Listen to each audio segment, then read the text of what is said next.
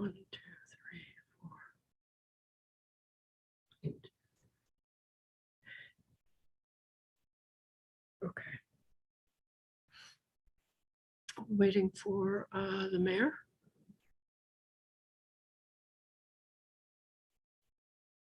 And Jason. And it is 1. We can give Jason another second. I know he's around.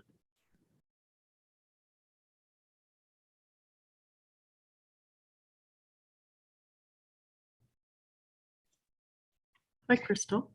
Hi. We were waiting for Jason? Yes, I don't see him in the attendees list, but I will send him an email. But if you guys would like to get started, please feel free. Okay, perfect. Okay. Thank you so much. Then I will call this meeting to order at 1:01 p.m. And well, we do have quorum. We're missing one member. I'm assuming he'll join us as soon as he can. And with that, I would like to respectfully acknowledge that we are on the traditional territory of the Anishinaabe under the terms of the Robinson-Huron Treaty number 61 of 1850 and the Williams Treaties of 1923. We commit to acknowledge, learn, educate, create opportunity, honor sacred places, and take actions toward real truth and reconciliation in support of our commitment to walking the path together in respect, peace, and harmony for future generations.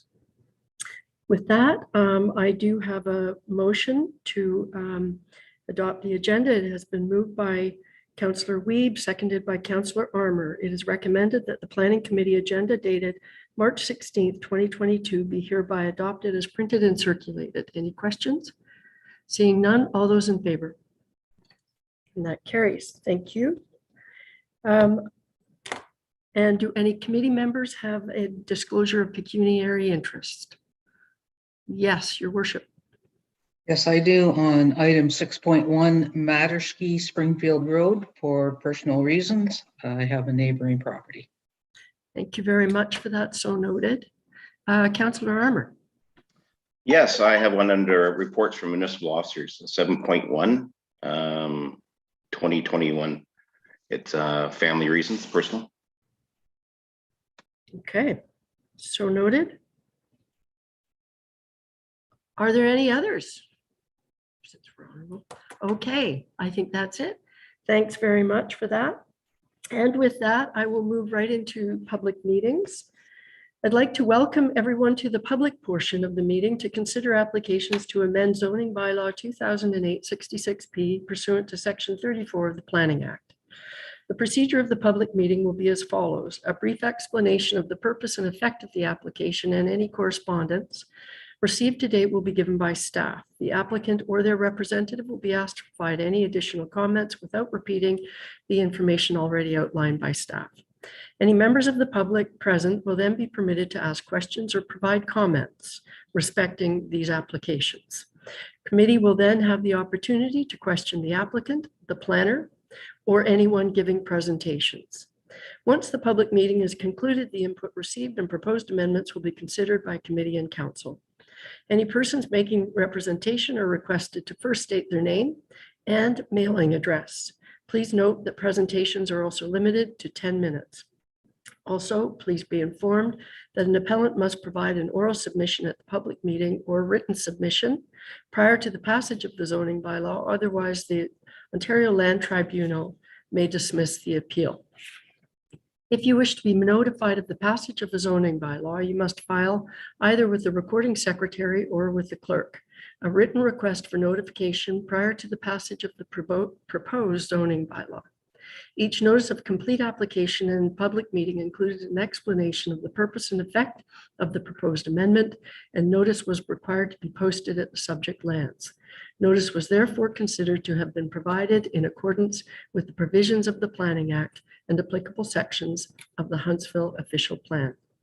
And with that, we will now turn to our first item, Z21, 2021 HT, Matterski 442 Springfield Road. And I believe this is the conflict for our mayor. Okay, over to you, Richard. Thank you. Through you, Madam Chair. I'm just going to share my screen.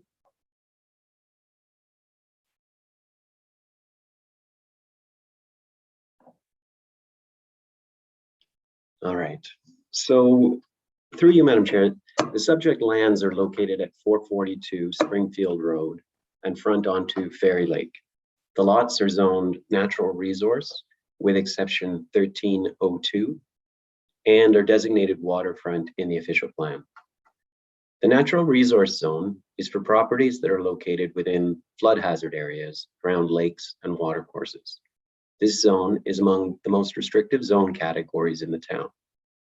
Only existing buildings and structures as existed on the date of passing of the zoning bylaw, flood and erosion control facilities, outdoor recreation uses, and parks are permitted as principal uses within the NR zone. A boathouse and dock may also be permitted, accessory to a permitted principal use, if a property is split zoned and a principal use is permitted on the other zone. In this instance, there's an exception to these restrictions already in place. Exception 1302 was added to the lands in 1999 and permits a 112 square meter dry floodproof dwelling with no windows, doors, or openings permitted below a flood elevation of 287.03 meters. In 2014, minor variance application A27-2014 was approved to permit a 112 meter square dwelling with minimum elevations for entrances for habitable buildings in accordance with the minimum building elevations standards that applied to Fairy Lake of the day. So the 2014 floodplain elevation was reduced to 286.53 meters above sea level to recognize new mapping available for Fairy Lake. In 2014, a site plan agreement was also entered into between the owner of the property, who is also the applicant today, and the town to authorize construction of a 112 meter square flood-proof dwelling with an attached garage. And a building permit was later issued for this structure, also in 2014. Currently on the property, a 120 meter dwelling exists, and it appears additional structures were constructed without authorization since 2014, including a dock, gazebo, dryland boathouse with attached deck. And so these are all non-conforming and non-complying buildings and structures and uses existing on the lot today. Policies contained in the 2019 Huntsville official plan prohibit new development below the regulatory flood elevation, with the exception of minor expansions to existing legal non-conforming uses, flood and/or erosion control structures, and marine-related structures such as docks, decks, and non-habitable boathouses. According to a technical report prepared by Duke Engineering in support of this study, the regulatory flood elevation applicable to these lands is now 286.46 meters above sea level. And this includes a new static flood elevation that was provided by new district floodplain mapping for Fairy Lake that was released in 2019. And it also includes a wave uprush factor of 1.17 meters. So no survey was provided to verify which areas of the property are below this flood elevation, but it is assumed that the majority of the property is below this elevation. What you see on the screen is new district floodplain mapping shown in the purple hatching, and it's overlaid atop the LiDAR mapping that they released, which shows changes in elevations on the ground. And the property is highlighted in red.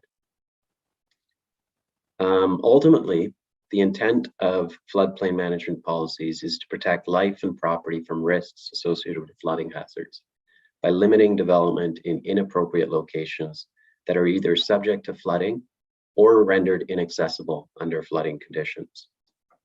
Flooding can be life-threatening, can cause extensive property damage, and can have a tremendous fiscal impact, both from an emergency response during and a recovery and reconstruction perspective afterwards. These risks and the associated costs are beginning to mount with the increased frequency of extreme weather events relating to our changing climate. In this context, it's not appropriate to continue to exacerbate the risk by permitting additional development in flood-prone areas. Our goal, which is spelled out in our OP, is to reduce exposure to the risk in the first place by keeping new development out. Where some development already exists, we're focused on reducing the exposure by only allowing minimal additional development. But we look at this very carefully with the vulnerabilities in mind and the consequences on other landowners and the environmental impacts in mind. So with all that being said, the proposal in this instance is that the applicant is now intending to construct a 48 square meter addition to the cottage and a 93 square meter dryland boathouse. To facilitate this development, the applicant proposes to rezone the lands from natural resources with exception 1302 zone to a natural resource with an amended exception 1302 to permit these new structures. And it would also adjust the minimum elevation for openings to 286.46 meters above sea level to reflect the current standard. And that would be for habitable buildings.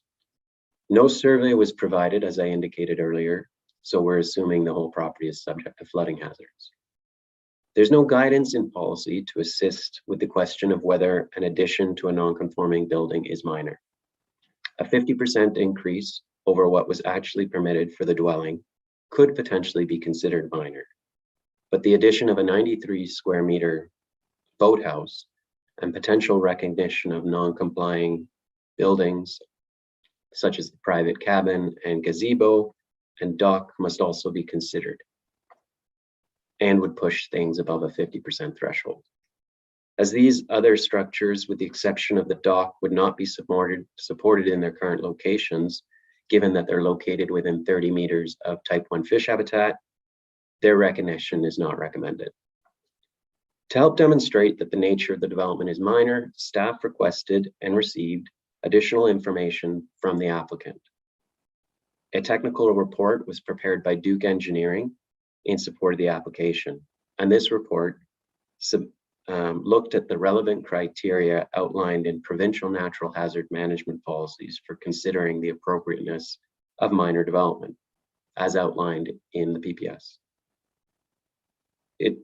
These criteria require that it should be demonstrated that in order to permit such development, it must be demonstrated that the development and site alteration is carried out in accordance with floodproofing standards. Vehicles and people have a way of safely entering and exiting the area during flooding. New hazards are not created and existing hazards are not aggravated. And of course, there would be no adverse environmental impacts as a result of the development. Unfortunately, all relevant criteria were not addressed, as it was not satisfactorily demonstrated that vehicles had ingress and egress to the properties under flooding conditions. On the screen is just the locations of the additions to the dwellings. So on either side of a enclosed walkway between the house and the garage, and an addition on the rear, and the 93 square meter dryland boathouse. So respecting vehicle ingress and egress during times of flooding, Springfield Road is below the regulatory flood elevation where it forks to access properties east of the farm. And the author of the technical report noted that the risk may be mitigated in this instance by requiring the applicant enter into agreements acknowledging this risk and limiting access to emergency services when Springfield Road is flooded, such that emergency responders are not exposed to the risks to attempt a rescue. Although such an agreement may address some of the liability the town could incur by approving development in flood-prone lands, Emergency responders, by their very nature and their roles, would still be required to attempt access to the lands if called upon to do so. Hence, the risk and expense involved in doing so remain regardless of such an agreement. Staff agree with the author that elevating the road to address this issue would result in negative impacts, environmental impacts, that is. So it's not recommended as a solution. In addition to access to address other relevant criteria, the technical report addendum provided the author's opinion that appropriate floodproofing will be provided, both for the dwelling and dryland boathouse. No hazards will be aggravated or created, and no significant environmental impacts will result, providing Springfield Road is not elevated. These are images of the proposed dryland boathouse. So it's 2 bays and what's a marine storage room. These are images from the property. This is the entrance. There's a temporary storage structure. This is the dwelling looking from, I guess, the south. So the rear of the property, and this is the dwelling looking from the front of the property. So facing north. No, that's the other way around. Facing south. Another view from the shoreline frontage of the dwelling, the gazebo just to the left of it. And another view of the rear of the dwelling where the addition would be built. These are some other structures that are located in the vicinity of the proposed dryland boathouse. This is a what's called a dryland boathouse with a detached deck along the shoreline frontage, and these are a few views of the existing condition of the shoreline frontage.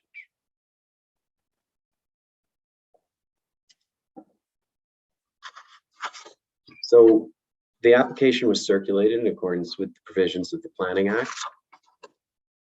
One letter was received which requested a copy of the decision in relation to this matter. No letter of supports or objection were received. The district provided comments indicating that they are not in support of the proposed development, given that it's located within the floodway and on lands rendered inaccessible to vehicles during times of flooding. Although district staff did acknowledge their policies permit some minor development within flood hazards, they noted that they did not agree that more than a 50% increase in buildings beyond the original permitted would meet the criteria. With respect to natural hazard policies contained in the PPS, it's noted that these policies also permit minor development and site alteration in hazardous lands where the effects and risk to public safety are minor and could be mitigated in accordance with provincial standards and the aforementioned criteria. These criteria, as discussed, were not all met. The application appears to conform to the policies of not to conform to the policies of the official plan, nor be consistent with the provincial policy statement. Therefore, staff are recommending that the application be denied. I'm happy to answer any questions you may have. Thanks very much for that, Richard. At this point, I will call upon the applicant or the applicant's representative that they'd like to speak to this application. The applicant or their representative are reminded to use the raise hand button to indicate that they would like to address committee. And Chair Alcock, I do see 2 hands raised. Okay, thank you. Would you like me to bring them in together? And they are together. I'm assuming it's the applicant with the representative. If they are, I believe it's 2 representatives. I could be wrong, but okay, perfect. Then bring them in together. That'd be great. Thank you. thank you. Please note that during the transition, your video panel will be momentarily interrupted. Once you've been added to the meeting, your video will appear in the committee member panel. Please have your microphone and video, if possible, turned on before you begin speaking, and please confirm your name and mailing address.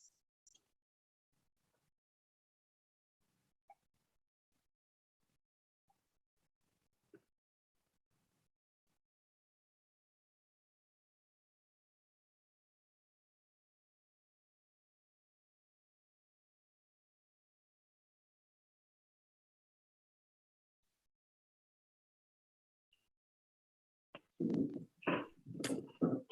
afternoon, Chair Alcock, Committee, Lenny Dennis, Wayne Simpson, and Associates, 3-76 King William Street, Huntsville, Ontario, P1H 1E4. Represent the owner of the property, Paul Matursky, and also Dan Duke is here today too, who authored the floodplain letter report. Appreciate the efforts working with staff to bring the application forward. I had a chance to review the report and wish to provide my comments on the merits of the proposal, as well as hopefully addressing comments in the report. Just by a bit of history and background, the owner would like to move to Huntsville, and certainly the size of the cottage right now is modest, and would like a bit more living space when he decides to move along with his family. Just so you also know, he's developed 22 rental apartment units in the town of Bracebridge, and he's on the cusp of bringing 6 more on stream. He's also developing 36-unit rental townhouse development on Florence Street. I think the investment somewhere in the neighborhood of about $10 million. Anyways, to hopefully address some of staff's comments, and speaking with Mr. Matursky, he was hoping that that if he could move forward with the zoning bylaw amendment, all those structures, like such as the gazebo and as you call it, a dryland boathouse, I call it a shed, the tarp structure, those would all be removed. The gazebo would be right in the way of where he'd like to put the front addition onto the existing cottage, and then building the dryland boathouse, he'd remove the other shed and then put the storage that's presently sort of at the water's edge back to the back, more appropriately back to the back. He, of course, would also, should this move forward, he'd have to do a planting plan on the property as part of site plan control, and he's amenable to that. With respect to the 112 square meter dwelling sort of evolving to 120 square meters, I'm not exactly sure how that happened. I spoke to the owner about it, and he had made no additions to the dwelling. He bought it that way, and it was a project constructed, my understanding, by French construction. With respect to the planning considerations, I noted in the staff report that in their opinion, visual impact would be negligible for the additions, as the additions onto the cottage would sort of blend into the existing cottage. It's also located in excess of 30 meters from the shoreline, and of course with the additional planning would also help soften the visual impact from the shoreline. With respect to the dryland boathouse, it's located to the rear of the lot and is well buffered with existing vegetation.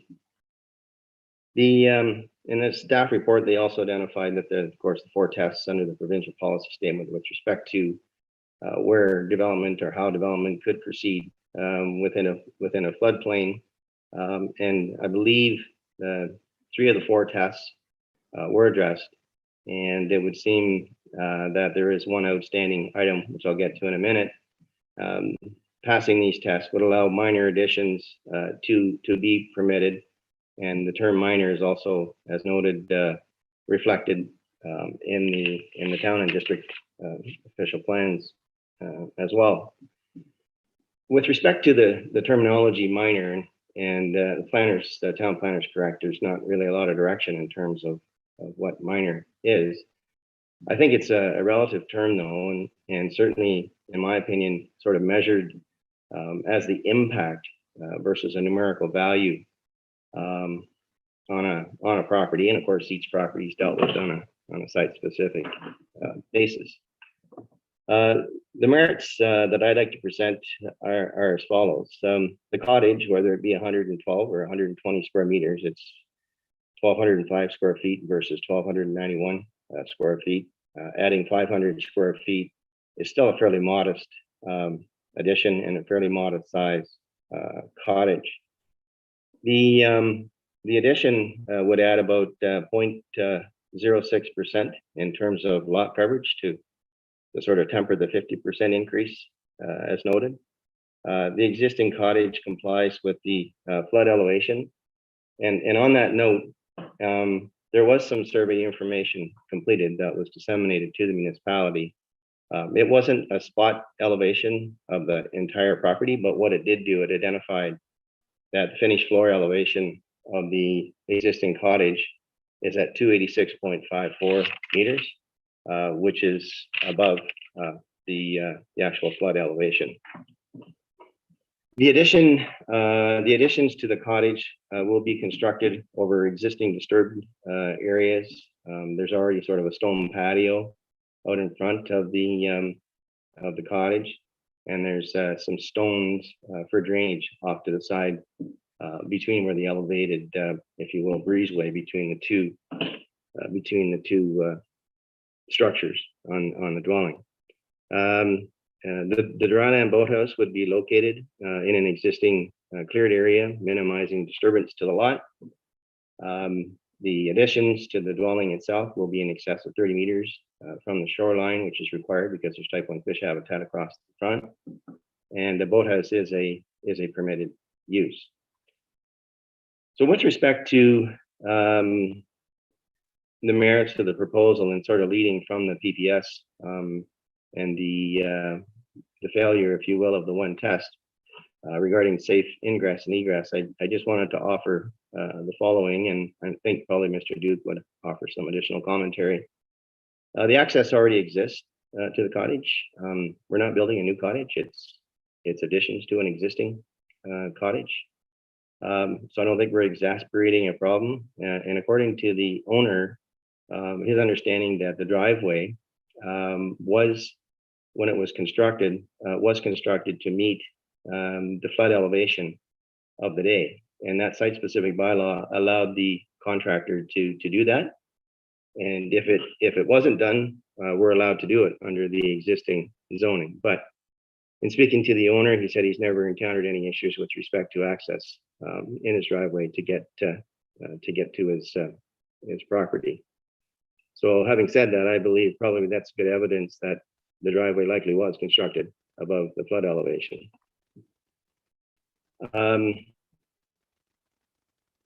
Also, just to comment on the agreement, certainly an agreement could be registered on title and absolve the municipality of any liability, and that would be registered on title and ride with the lands.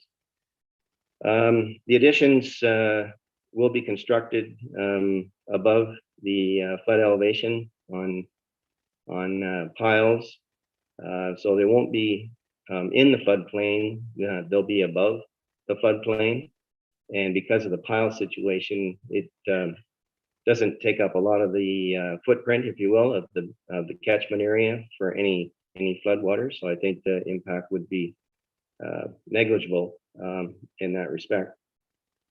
The boathouse is a permitted use, and in the town's zoning bylaw, where it says a boathouse is a permitted use, in another section, if you're in an NR zone, the lot coverage is as exists. So on one hand, it gives you the permission, on the other hand, it sort of takes it away. I was sort of hopeful that perhaps, an option,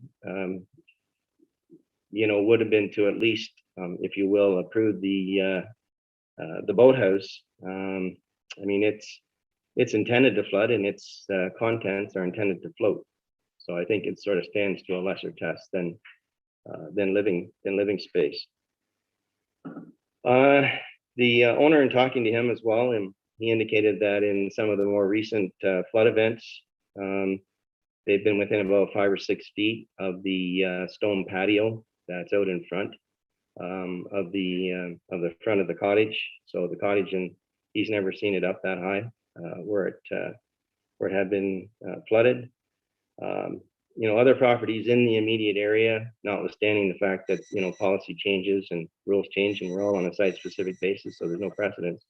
A couple of properties in the immediate area had some success in terms of allowing minor additions to the cottage. Again, this is a lake situation, not a river situation. A river situation, the flow velocities can be fairly intense, whereas in a lake situation, as the waters rise, they rise slowly, and you can sort of walk in front, I guess, if you will, of the waters as they rise. So that's my submission, and I respectfully request that committee approve the application. Thank you. Thank you for that, Lanny. Dan, did you intend to speak, or are you here as to answer questions? I'm here to speak as well. It's Dan Duke from Duke Engineering, 48 King William Street, Huntsville, Ontario, P1H 1G3. So a couple of points that Richard made. I think we addressed the flood proofing and all of the more technical part. I think the only thing that was questionable was access to the property. So Richard did pull up the hatch report showing I think it's the new static flood elevation of 285.29. And it does show there's a little culvert, little creek comes out just by the Holland Head's house there, and a bit of his property was flooded. Now I know they used LiDAR to do this hatch report. We've got 4 projects right now that we're working on where we found that the LiDAR mapping, I don't know what they used it on, but the worst one we have is one up at Hoodstown where we have a topo on that property. We're finding the LiDAR is out by as much as 2 meters. In other words, they're showing it 2 meters lower than the property actually is. So we're kind of trying to redraw that flood elevation line on another property. The one spot on Springfield Road, there's a culvert there. So I wondered if that's an error in the hatch report mapping, because there would have been a culvert, and I think it's showing maybe the elevation of the culvert and not the elevation of the top of the road, but that would have to be reviewed. I doubt, that it dips that much over that little short section. And then as well on the client's own property, it does show that the part of his property is above the static flood level, but there's a little bit of his driveway leading up to the garage that isn't. And since I wrote the report, Lanny indicated that he does have the right to raise the driveway, and he thought it actually had. So like you said, if that driveway isn't at the flood elevation, then he has the right to do it, and he would just raise it up. So in looking at those 2 locations where the driveway or Springfield Road and his driveway are below the 100-year flood elevation, that 2 of those locations are easily, addressed, and that would allow him access during the new flood elevations. So I think those 2 items I think can be easily addressed, and I don't know if I think we addressed everything else. Like Lanny said, we're either going to put it on helical piles or just concrete piers. So the entire addition will be out of the water. The infill between the house and the garage, they'll just be attached to the wall of the house and wall of the garage. There'll be no additional footings there. There'll be a space, there'll be like void space below these additions that will be above the 100-year flood elevation. So in terms of the additions, they're all out of the flood. So there's no issues with regard to safety or constructability or volume of infilling in the floodplain, or it's as though we're building it on high ground. Like all those issues go away because we're above the flood elevation. I think the only thing was the access. So we can check that culvert out where the hatch report shows it flooding, but I'm pretty sure that's just an error in their flood mapping. It's probably showing the invert of the culvert of the stream as opposed to the actual road itself. And if in turn his driveway is below the 100-year flood, he'll just raise it up a little bit. So just going back to another point is you can get all the water levels going back, I think probably 30 years in time. So the highest Fairy Lake ever got was April 24th, 2019. And that elevation was 284.59. which is still 1.5 meters below the current flood elevation. So, so it looks like if you look at his house, the pictures that Richard had pulled up, that's to the floor of his house. So his garage is less than 1.5 meters below the floor elevation of the house. So it would appear that while the house is protected, including the wave uprush, the garage would be lower than the static flood plus the wave uprush, but it would be above the static flood elevation. So, and I noticed the Hatch report, when they're doing their stuff, they don't include any wave uprush. They're only including the static elevation. So in that case, even his garage floor would be above the static flood elevation that Hatch has provided. So I think if we raise the driveway, we should have good access right to his garage door. So if anybody has any questions, I'd be happy to answer them. Okay, thanks very much for that, Tom. And at this point, if you could put your mute on, and certainly there could be very well questions later then. So if you hold on, at this point, I would like to go to the public and see if there's anybody here from the public who would like to speak to this application or ask a question. Members of the public are reminded to use the raise hand button to indicate that they would like to address committee.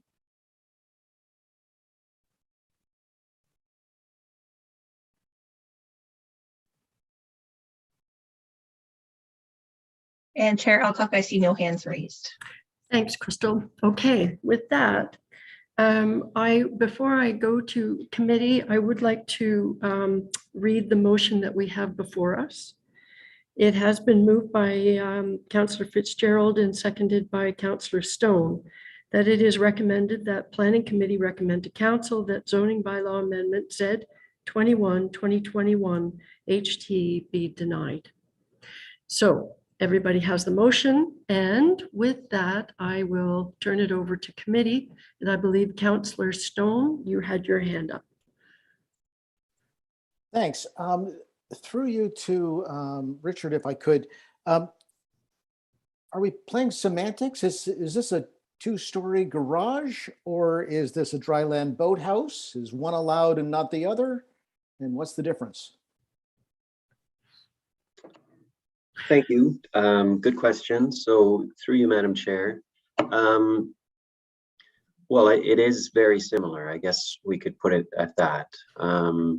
So from what I understand, the intended use of this structure would be to store boats. And because it's not habitable, I think if you look at it from a flood risk perspective, that might be the best way to look at it.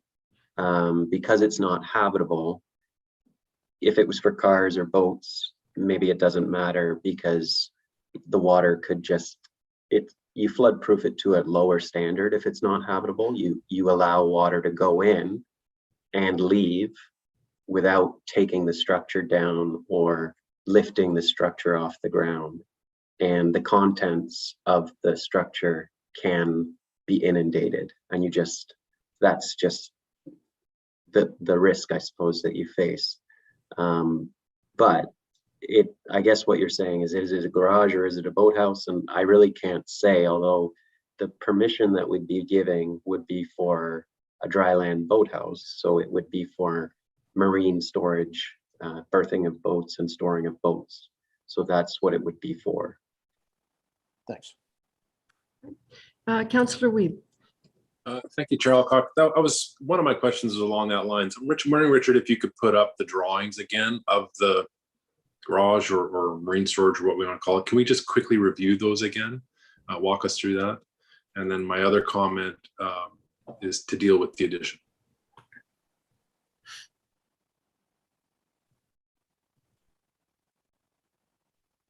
I think it's these drawings you're asking for, Councillor Weeb.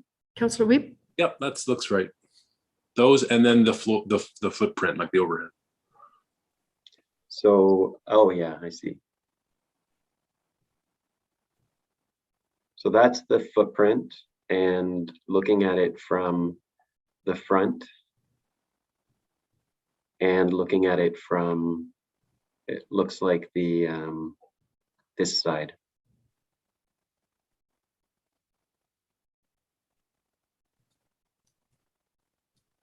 Okay, Councillor Weber, you, Yeah, no, thanks. Thanks for that. I just wanted a refresher. So clearly that's not showing anything above on a second floor. an attic. No, it's not showing anything above. It does indicate that there could be Attic. a line of storage area above created by the attic trust. So it might have storage, but nothing above. Right. Okay. Okay, that's great. My second question was, or comments, I guess, were around the additions. Do we know, so it was indicated that it might be like a sunroom or screen room as a front addition, and then a smaller side kind of addition or between the two buildings. Can you go through that again? What is to be expected with what's getting built there? Yeah, so through you, Madam Chair, the plans that were submitted indicate that it's a, actually, I think they're full two-story additions to the rear of the dwelling. And I think the plan for the additions between the garage and dwelling would be that they're kind of at the same elevation as the walkway. But if Lanny's available, perhaps he can answer more specifically about what the nature of those additions are. Okay, that would be good. Lanny, are you still with us? Could you jump in here, please? There we go. Oh, Did you get the question? yeah, I was still listening. I wasn't there. I was paying attention. Yeah, so it'll be a single story addition in the area where the walkway is between the garage and the dwelling. And then it'll be a single story addition out front as well. The reason why he wants to do that addition out front is I've been in his cottage, and he's got a really, really small area for a kitchen. In fact, his living room and his dining room and his kitchen are all sort of blended together. So this will allow him a bit more breathing room in terms of making the kitchen larger, and then of course pushing the living room out closer to where the existing gazebo is now. In fact, that's why they like to use the gazebo, because it does get them outside and a little closer to the water. So I think he's satisfied with what's on the second story. So as far as I know, it would just be a single story addition all the way around. Okay, thank you for that. Does that answer your question, Councillor Weeb? Yes, it does. Okay, thank you. Councillor Fitzgerald. Thank you, Chair Alcock. Good questions, everyone. I like that we're having a good discussion about this. I guess this question would be for Lanny. Lanny, you alluded to a 500 square foot addition that is 0.06% increase in coverage. Did I understand that correctly? Can you just clarify that for me? Yeah, I think that 500 square feet is the total based on the front and the side. And then when you compare it to the entire lot area, I don't know what the lot area is out off the top of my head, but I did the calculation earlier and I come up with less than 1% as it pertains to the lot area and the percent coverage. Yeah. Okay. And I guess my second question will be for Dan, if he's still here. Dan's still here, I think, just turning on his camera. Through you, Chair Alcock, if I may. Dan, you said that the 2019 highest level recorded was 284.59, which is 1.5 meters below the flood elevation. Oh, it was 284.959. Okay, 959. Thank you. Yeah. And I guess I'm curious as to how we come up with different LiDAR and in elevation numbers between your mapping and district's mapping. So for me, I don't know if I'd be comfortable making a decision based on the conflicting information. I would probably need that confirmed some way, somehow. And is that even possible? Dan? Yeah, there's a couple of sites where the new hatch report showed what was like extending, like some of these, all these lots had NR and SR zones noted, and the new hatch report went significantly into what was previously known as SR lands. So, and I don't know how the town originally, or how the original zone, like these zoning maps may go back decades, I guess, between SR and NR and all this stuff. So anyway, in all those cases, they brought in an Ontario land surveyor, and he did a topo on the property. And so based on his topo, like his OLS topo mapping, we redrew the flood elevations, and they were significantly different than what the LiDAR line was on those particular sites. I can only talk for those sites. I can't talk for all of them, but it does lead us to believe that this LiDAR line does have some error in it. At least we found. So it could be going back out and I think that's what's going on Springfield Road at the culvert. I think it's showing the stream. I don't think it's showing the road. I think that line would have to be broken where the road is, and if on Paul's property, if the driveway did extend up, it may not be accurate enough to show a little 12-foot narrowing in the driveway where it's raised up, because I don't know how accurate their LiDAR is, but it might not be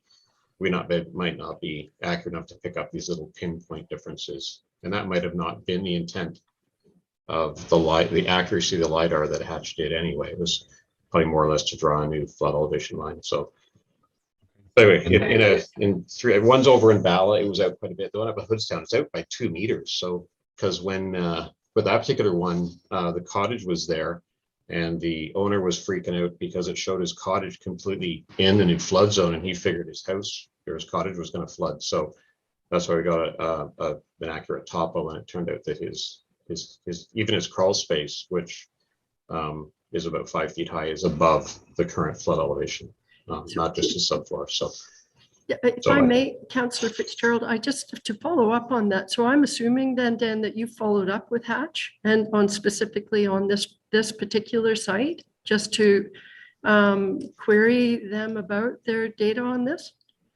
No, I haven't. No, these are through other, like we're hired through a planner and through the owner, because I think some of their additions and whatnot have been turned down. So I think they're going through the Leo Longo route of challenging everything. So we haven't been back to Hatch on that. So Hatch, they're not aware of what appears to be inaccuracies in their data. Correct. So that, okay. All right. Thank you. I apologize, Councillor Fitzgerald. I fully appreciate that you need to ask that question, Chair Alcock, and I'm happy to share. One more question, and that was, I think Dan alluded to the ability where the road and driveway were perhaps under the required elevation, that we could bring them up past that level. Yeah, I think that's quite easy. Like I said, if the driveway isn't at the new static flood elevation, then I think it'd be quite easy to just raise the driveway up there, whatever additional fill needs to be placed in his property. Could I offer some additional information in relation? Yes, of course. Yes. So yeah, the one clarification I would add is that there's 2 areas where access is flood prone. So one is on the property and one is at that fork in the road that I was pointing out. So with respect to the property, Lanny and Dan are both right. The current zoning does allow them to elevate or bring in fill to elevate the driveway above the flood elevation. But with respect to the private road, which of course is owned by others, they don't have that same ability. And I think the concern there that Dan pointed out in his technical report is there would be substantial works needed to do that.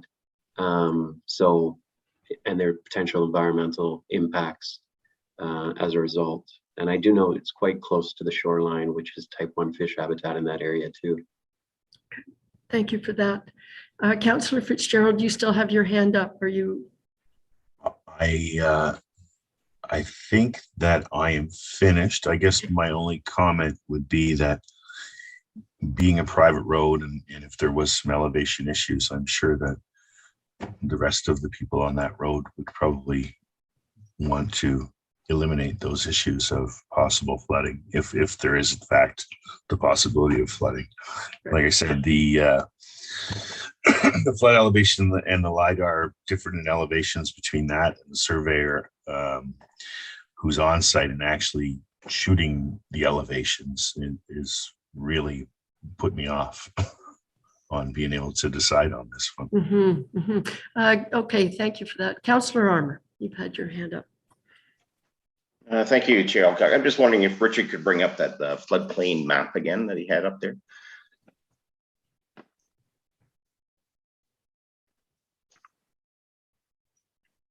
Yeah, I'm just doing that now. I think this is the one you're referring to, Councillor Armour? Yeah, that is correct. So when I look at this, I see next door to this current application, that's a year-round residence there, is it not? Are we talking about the north side? Yes, the north side and the south, actually.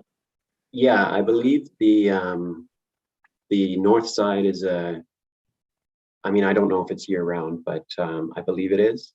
Yeah. And I believe the south side is owned by a Airbnb host. Right. Okay. Okay, thanks for that. So my second question, so with being year-round residents in there currently, I guess back to the elevation of the road, I guess, that it's used year-round currently through all flood zone, and we've never heard of an issue of the emergency services having any access issues.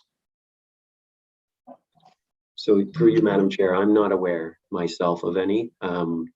If perhaps if Kirsten's aware, maybe she could advise, but I'm not aware.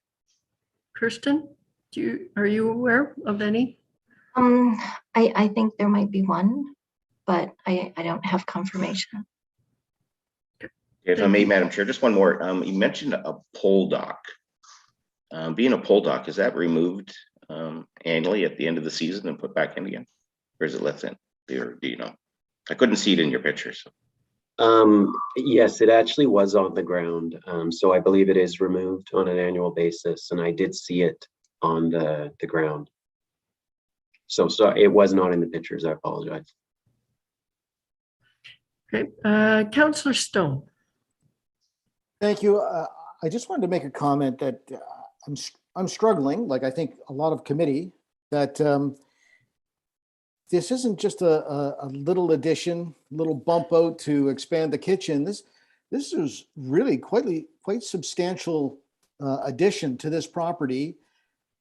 And staff are saying that, no, you really shouldn't be building in there. And so I think I have to support staff on this as much as I'd like to help the resident, but it's just too much. And unless there's more information that comes forward about actual flood levels and elevations of the property, I have to support staff. Thank you for that, Councillor Stone. I have a quick comment since I'm not seeing any other hands at this point. I'm wondering, to Councillor Fitzgerald's point about we're being asked to make a decision about a particular application, and there's been a question about the validity of the data, and kind of matters in this situation whether or not it's been inaccurately identified. And to me, I think I don't know, maybe it was maybe the issues around that data should have been verified beforehand, but that's just a comment from me. So I believe Councillor Weeb, you had your hand up. Thank you, Chair Alcock. A couple more comments. I guess I'm thinking more and more about this. I can appreciate the notion of putting it on piers or on piles, because the last thing I think what we want to do is to add more hard surface that's sort of has a permanent, a real foundation that takes up space, right? In a flood situation, natural space is your best way of mitigating it. So if we keep adding more hard surfaces and affix them to the ground with sort of a traditional slab, you're exacerbating the problem. The other comment was, so therefore I think I'm somewhat amenable to the additions that are proposed. I don't know again how far out the front bump out is planning to be, but by my rough calculations, be something like 14 feet out. That's just a guess. The other question would be, Richard, can you speak a little more to the notion that if the road is beefed up or raised, how that may create a further problem? I thought that's what I heard earlier, or perhaps I read it in the notes from the district, but it seems to me that if they build that road up further, then you sort of berm it in. You berm in the floodwaters, and I'm just wondering if that is going to just sort of create a knock-on effect for the entire area. So that's where I'm at. I like other members of the committee, I think I'm struggling a bit with going against our staff's professional recommendation, but there still seems to be a bit of missing information. So Richard? Anyway. Yeah, I think, so there's, through you, Madam Chair, I think there's a couple things to consider. Mr. Duke did look at the options for safe access, and he looked at whether or not it would be appropriate to elevate the road. And it was actually his recommendation that that would not be suggested because of significant environmental impacts. That was his assessment. And I agree because of the location, because it's in that 30-meter buffer area to type 1 fish habitat. And one of the things, as you probably know, but when you called it berming, but when you basically raise obstacles to floodwaters, then you can have backwater effects. So you don't just do these things without analyzing them. You have to assess what the current elevation is, how much of an increase would be needed to elevate it, and then what are the impacts associated with it, as well as saying that I'm not going to have any impacts either up or downstream as a result of those works. So that kind of an assessment, I think, should have been done to address this. And then in terms of the work on the property itself, while it's true that they can elevate the driveway to raise it out of the elevation, the reporting that's been provided by Mr. Duke so far didn't look at that and whether that would have an impact on other people's properties. So I think you have to be a little careful in the floodplain, and whatever mitigation you're suggesting, those tests that are in the PPS are the ones you can consider, and they work together. So can you floodproof it? One, is your floodproofing going to have any impacts on anyone else? Are there going to be any environmental impacts? Those are all the things you should consider. And in this case, they say they did a survey, but what they need to do is figure out what the elevation is that they're dealing with.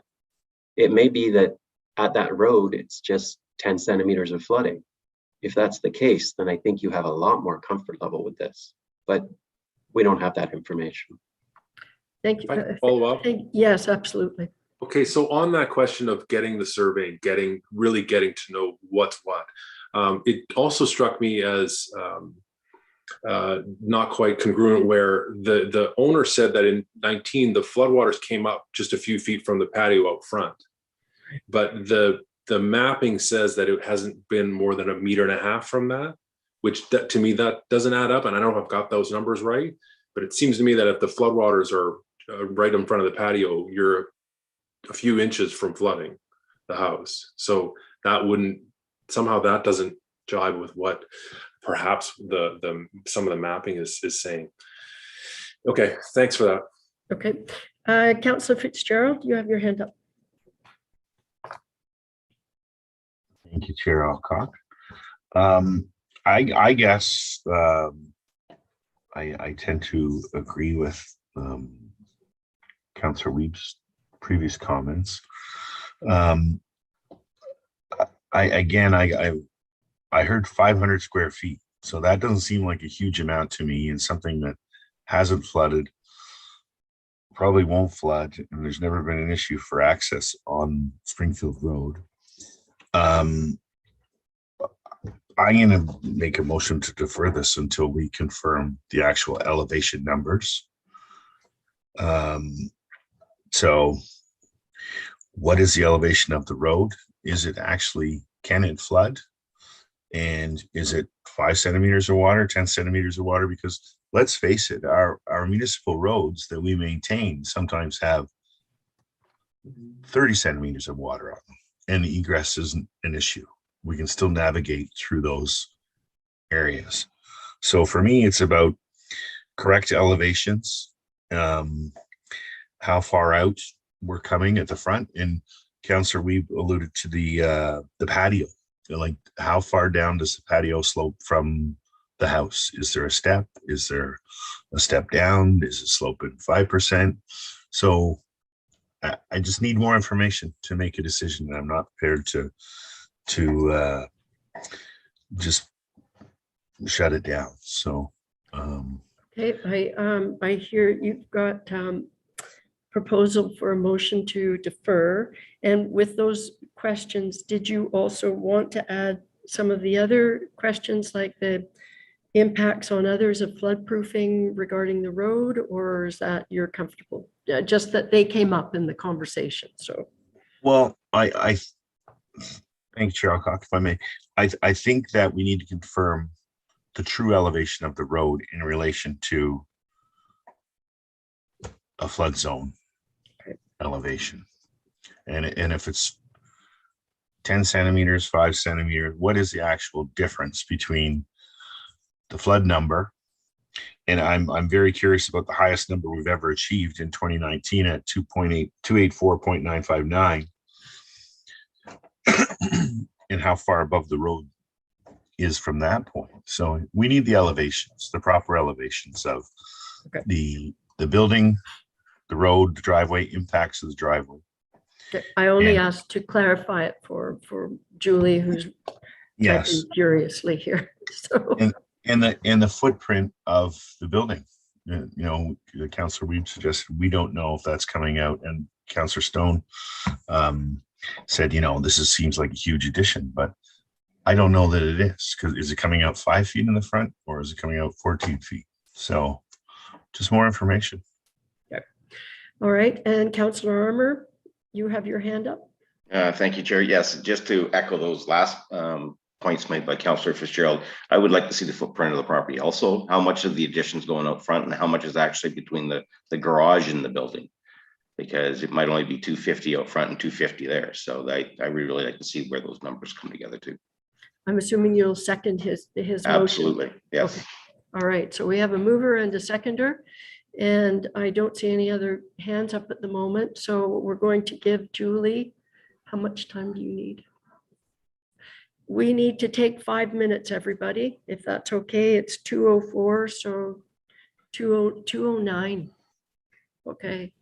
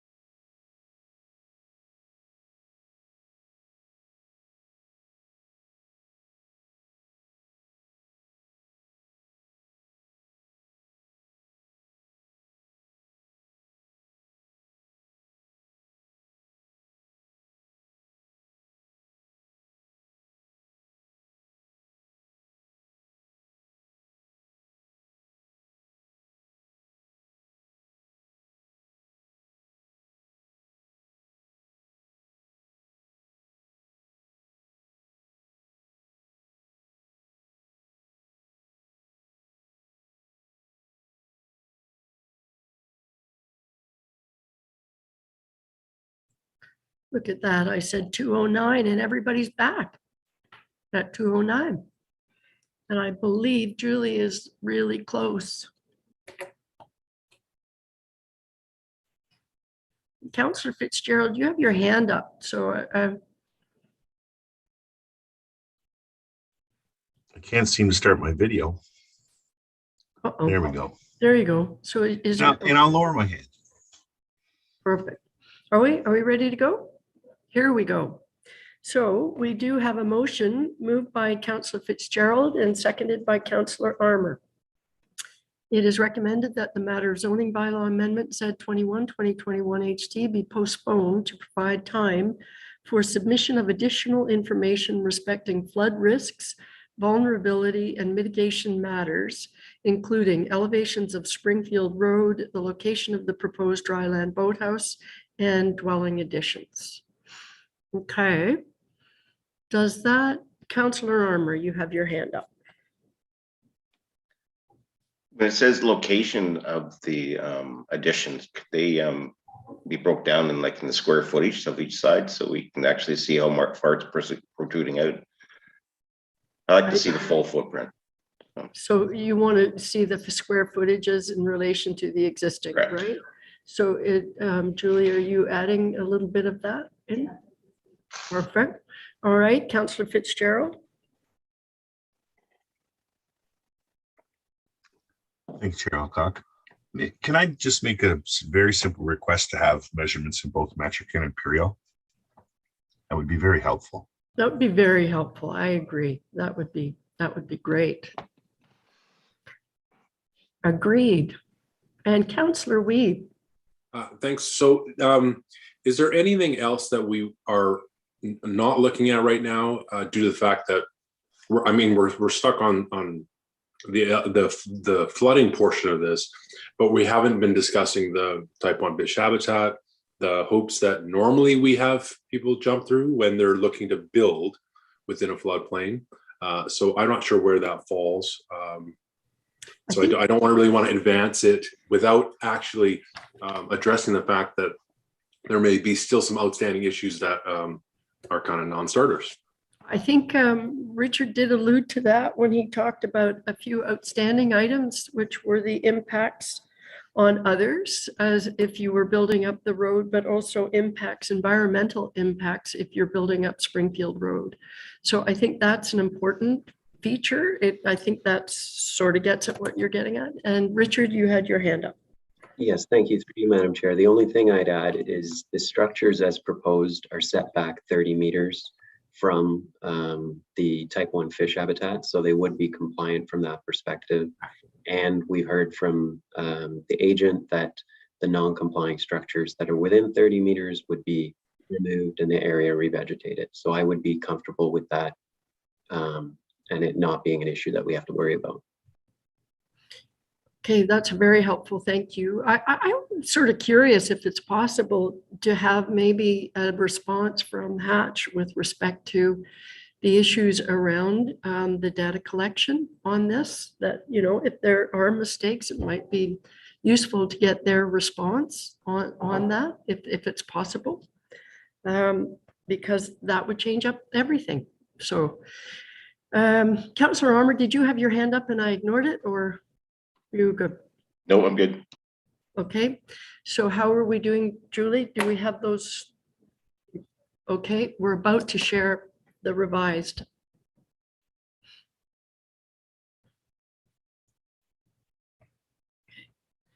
So postpone to provide time for submission of additional information respecting flood risk, vulnerability, mitigation matters, including elevations of Springfield Road, the location of the proposed dryland boathouse, and dwelling footprint, size, and location of additions. Does that respond? Yep, okay. The mover is satisfied and the seconder? Satisfied? Is that, yep, okay. And Councillor Weeb, that answers your comments about okay. Sorry, I don't mean to beat it, but can I just make one last comment? Yep. When we say mitigation measures, are we also asking for the replanting, revegetation plan? Because that can be a big one too. I just don't know if we're expecting that in this next follow-up or not. So mitigation could be construed as very all-encompassing, I think, is the way I would interpret that. Is that the way it was meant? I would ask Richard if you could respond to that. Yeah, through you, Madam Chair, just to follow up to Councillor Wiebe, are you thinking about wanting to see what revegetation is proposed along the shoreline? Or are you thinking if a certain mitigation measure like elevating any portion of road or driveway is proposed, then they look at environmental and revegetation in association with that? I think the latter is what we were discussing prior, but I don't think we should ignore the fact of what a really robust planting scheme can do to help, right? So that should be part of it, I think. Agreed. Yep. So I think it's both, right? It's really both, but it definitely was the latter. That if there are going to be mitigation measures around elevating roads and things like that, that what else goes along with that? Yeah, I think if I could just make, I'm thinking what we have is okay. If we put in like just a wording like just satisfactory information, just so that we can indicate to, and I know Mr. Duke hears, but so that we can indicate to them that what we're looking for is all of the criteria that we've applied to date need to be considered in this assessment, then I think that would make everyone happy. So maybe that's all we need to do is just add that it would be a submission of a satisfactory report respecting flooding, risks, vulnerability, and mitigation matters. Perfect. And then I think that handles that. Okay, that's helpful. Thank you. And Julie, are you adding that? I think so. She's doing Sorry, Julie. Working away over there.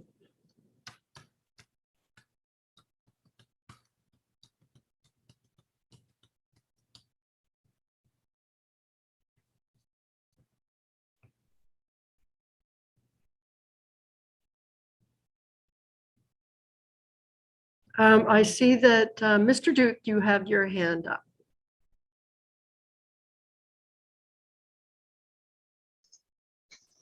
I mean, I think just one extra point, I think for everybody, even like I have a cross section of what, you know, the existing floor, the proposed floor, the ground level, the garage.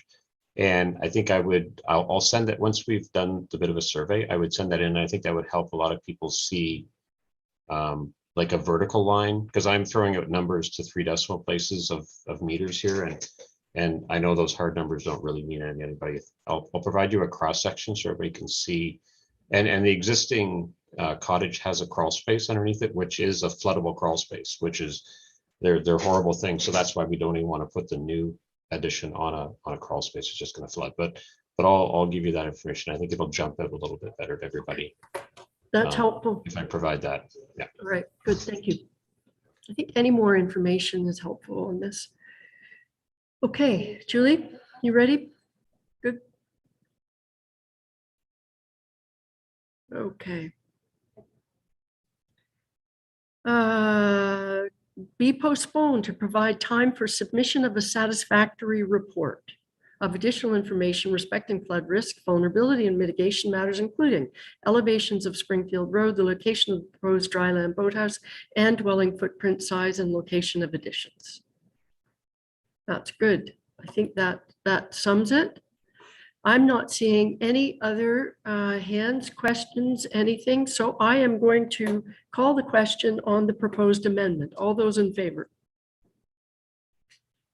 And that carries. So do I now need to see I need to see the new motion, or that's it? That's it. So it's a postponement. So that's it, that we're done. That's great. Thank you, everybody, for that debate.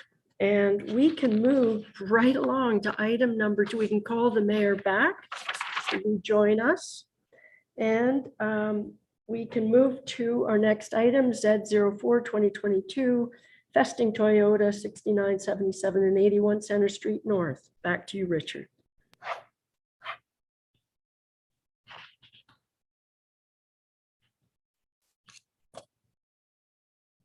Thank you, Madam Chair. So through you, I'm just sharing my screen and I think it's working. So I'll begin. The subject lands are located at 69, 77, and 81 Center Street North. The lots are currently zoned Center Street mixed use and are designated mixed use in the official plan. As a motor vehicle dealership is not a permitted use in the Center Street mixed use zone, the existing dealership on these lands is a legal non-conforming use.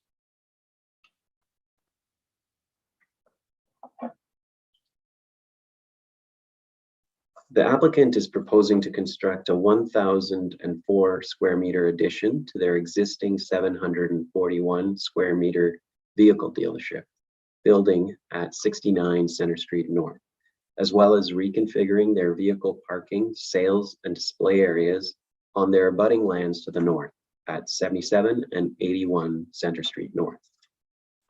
So the existing structure is shown here, and the addition is shown beside it to the north. There's an existing commercial building on this property that would be removed to accommodate parking, and there's an additional commercial building on this property which would be removed to accommodate this use.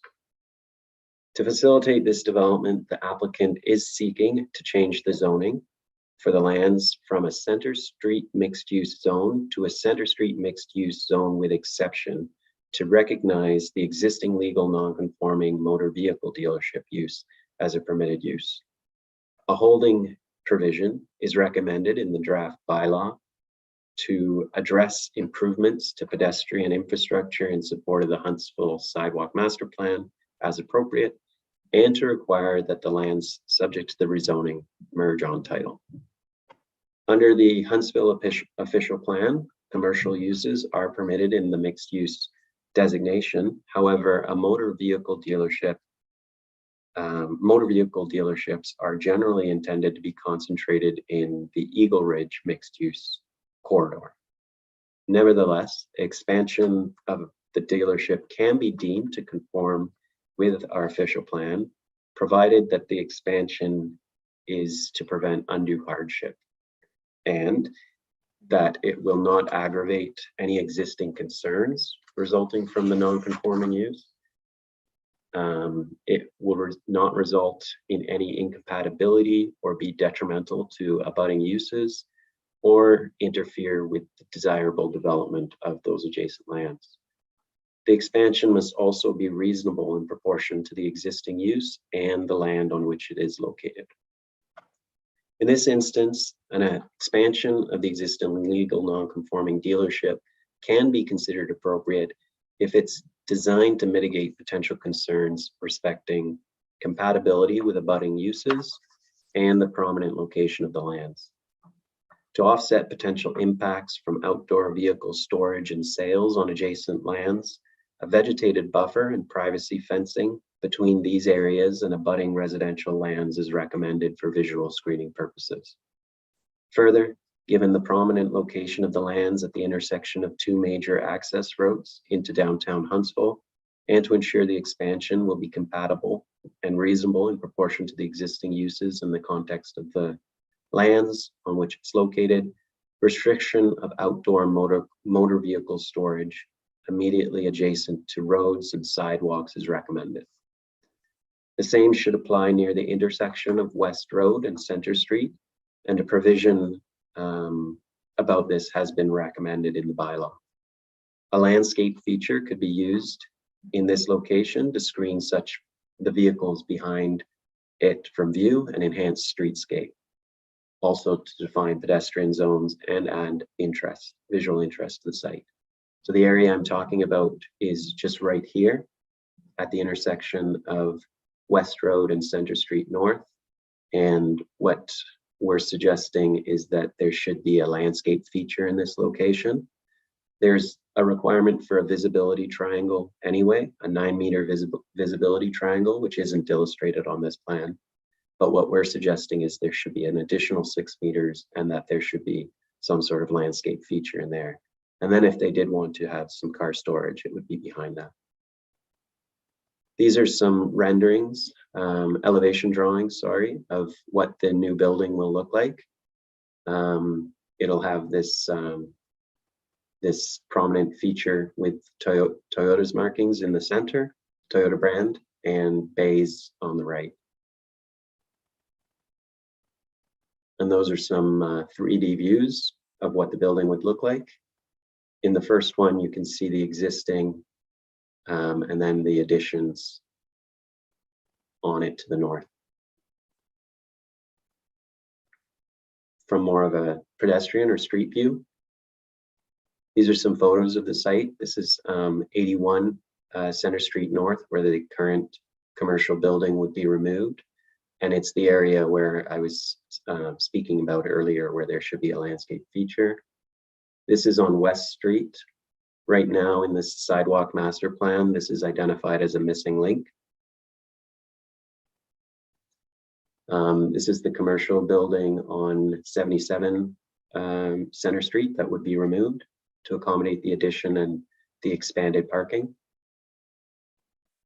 And these are photos of the looking south at the dealership building and looking north behind the existing commercial building. So on the other side of these trees, there's residential, and that's where we're suggesting there needs to be plantings and fencing maintained. These are photos of a ravine feature.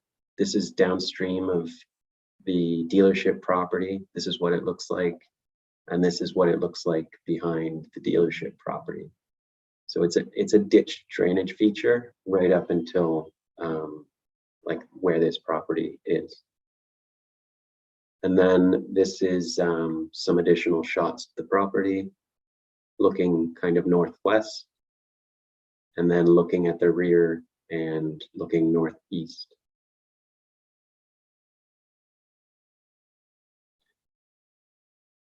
So the application was circulated in accordance with the provisions of the Planning Act. No comments were received from the public in response to this circulation. The district provided comments indicating that they would have no objection to the approval of the application, provided that the bylaw includes an exception to prohibit public vehicle washing establishments in association with this use. And that exception has been added to the draft bylaw.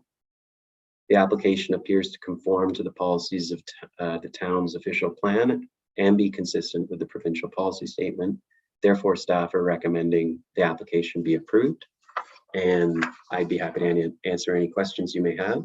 And I do want to just note that I think Mr. Gallagher, who's the agent for this application, will be advising of a minor change that he's suggesting to the recommended to the resolution.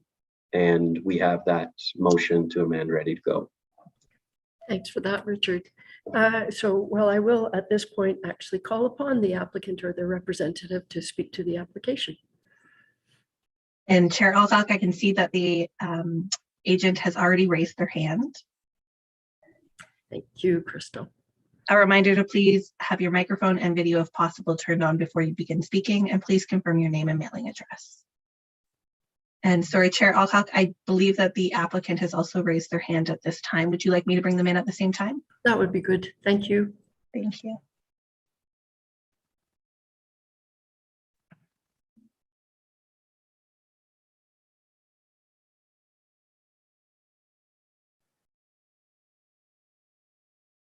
Good afternoon, Madam Chair and members of committee. John P. Gallagher here with Michelle Festing and Lynn Godfrey from Festing Toyota. Very excited about a proposal to expand upon the Toyota dealership in Huntsville. As some of you know, we had been looking at some other locations in the site which didn't turn out to be the best locations, and we've ended back up on the existing property here. As you may or may not be aware, Toyota has had a presence in Huntsville for many years. It's the only dealership between Aurelia and North Bay. In 1988, they moved from Highway 60 over to this location and built a new building and have been operating there ever since. When the most recent version of the zoning bylaw came into being, the fact that a motor vehicle, the existing legal use was not recognized in the MU4 zoning. And so that's the reason why we're here today, to ask for the continuation in addition to a legal non-conforming use, and to recognize the fact that this use has been established on the site. I think Richard has given a good breakdown of the application. There's a few points that I'd like to address, and I think Michelle would like to have a few words as well. As you can see, we do have residential land to the west along Winona, and staff have recommended buffering in the form of fencing and planting along there. We agree that that is a positive feature. The zoning bylaw tries to make sure that these issues are addressed, and in that regard, we have no objection. Again, with the site plan agreement, a lighting plan will be required and dark sky friendly lighting to ensure that we don't have any impact on those adjacent neighbors. If you look at the location of the addition to the building, we're not coming any closer to that lot line, nor are we coming closer to the commercial to the south.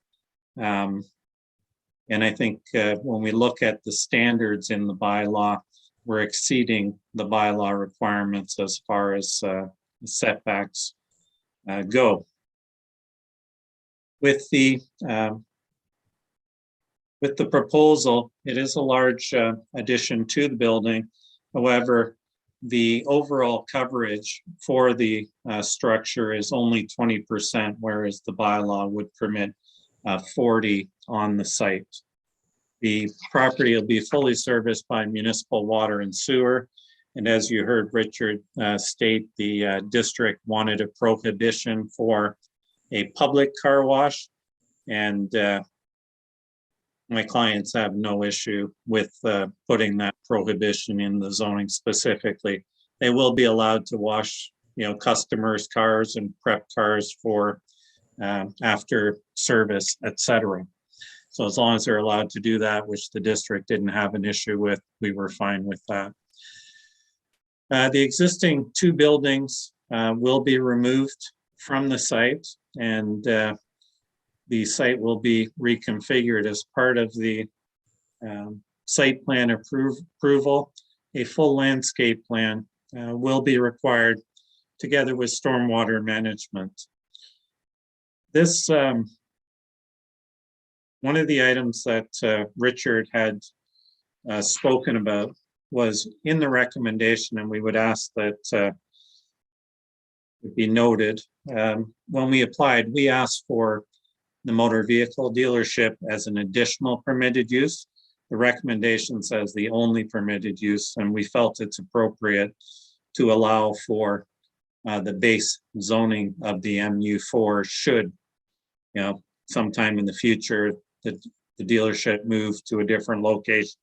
It would give the opportunity for other MU4 uses to occur. The second item on the recommendation is the prohibition of the public car wash.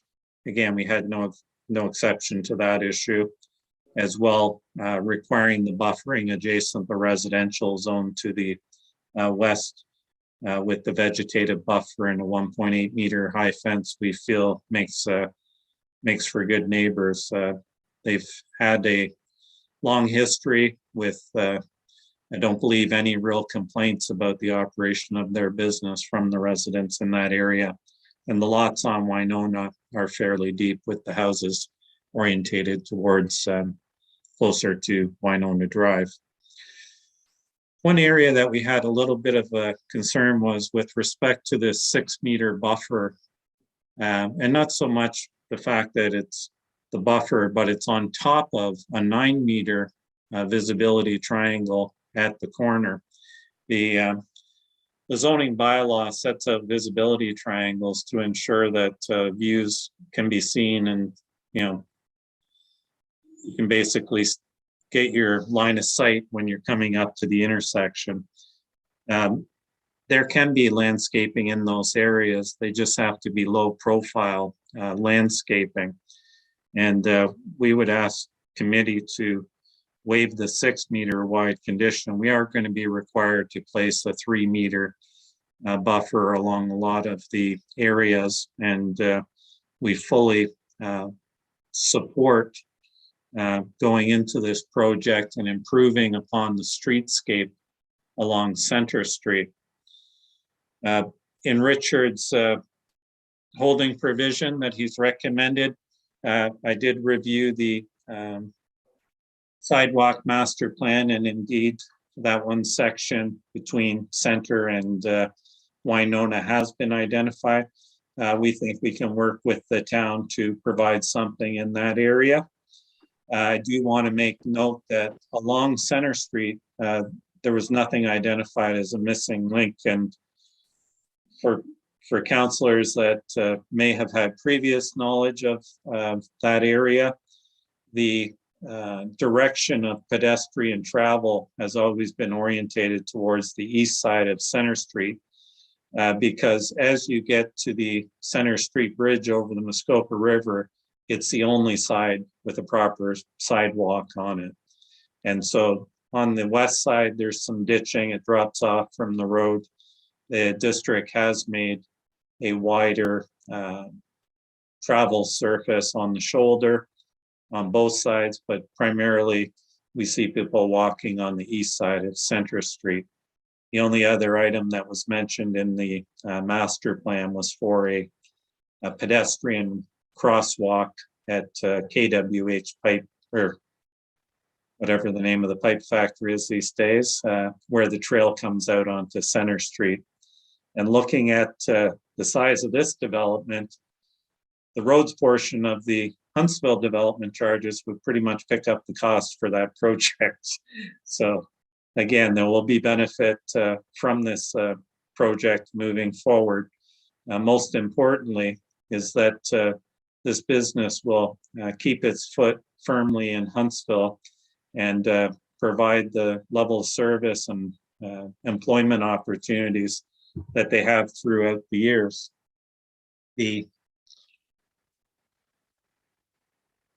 So in that regard, we would ask you to take a look at the visibility triangle at 9 meters by 9 meters and perhaps scale back. I mean, the purpose of the proposal is to provide for motor vehicle sales. We will have some, I'll call it streetscape trees along Center Street, which we hope to work with the town, because some of the area is grassed and some of it's not grassed as it meets from the pavement of the road back to the property line. So we'll be looking at working with staff in that regard. As well, Richard had shown the site plan. There is a hatched area of some town-owned land, which my clients are interested in pursuing. We've had some initial discussions with the Public Works Committee. I guess there's a bit of a drainage area out in front of the middle lot, and we'd be looking to try and acquire that and maintain the right for the town to maintain their drainage through that site.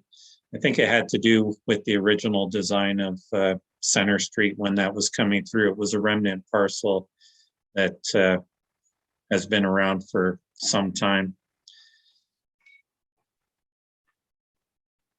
The application itself appears to conform with the Huntsville official plan. The district had no objection to the application, and I believe the application definitely meets the provincial policy by providing and maintaining employment opportunities in suitably zoned areas and zoned land.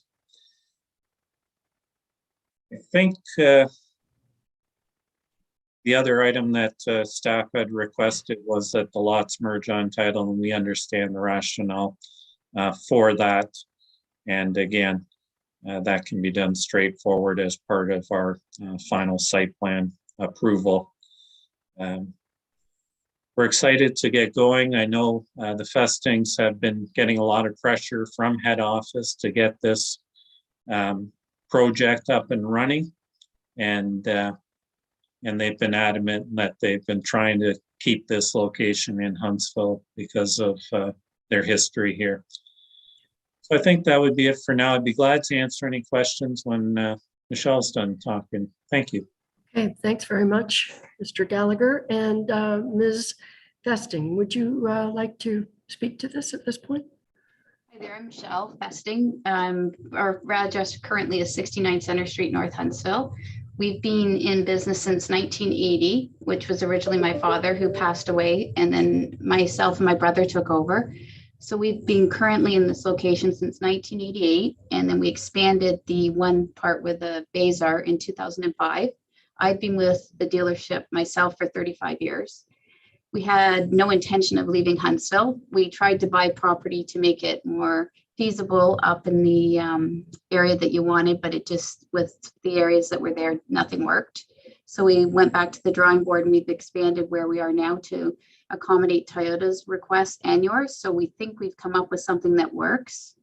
We are still very friendly with our neighbors in the rear, so we had no complaints. There's not an issue there, so I don't think we'll be infringing on that. And currently there was an automobile dealership repair shop next door prior to zoning it, and while we owned it, we rented it back to them. So those will all be gone too. And then the building on the end, once all that's gone, I think it will actually be a lot pleasant to look at, a lot more pleasant to look at compared to what we have now, because all of those buildings will be down. And then the property that is residential that butts up against to us, that is also our house. So we won't be interfering with anybody on the side on West Road. So our intention is to get this done as quickly as possible so that we can move forward for Toyota's sake and ours, because we are actually out of space here and we need to hire more employees, which at this point we have nowhere to put them. Okay, just want to say thank you very much for your presentation and for appearing as part of the delegation today. Much appreciated. So if I might ask you, if you could put on your mute, but stay with us, because at this point I am going to go to the public. If there's anyone present who would like to ask a question or make a comment, this would be the time. So over to you, Crystal. Thank you. Members of the public are reminded to use the raise hand button to indicate that they would like to address committee.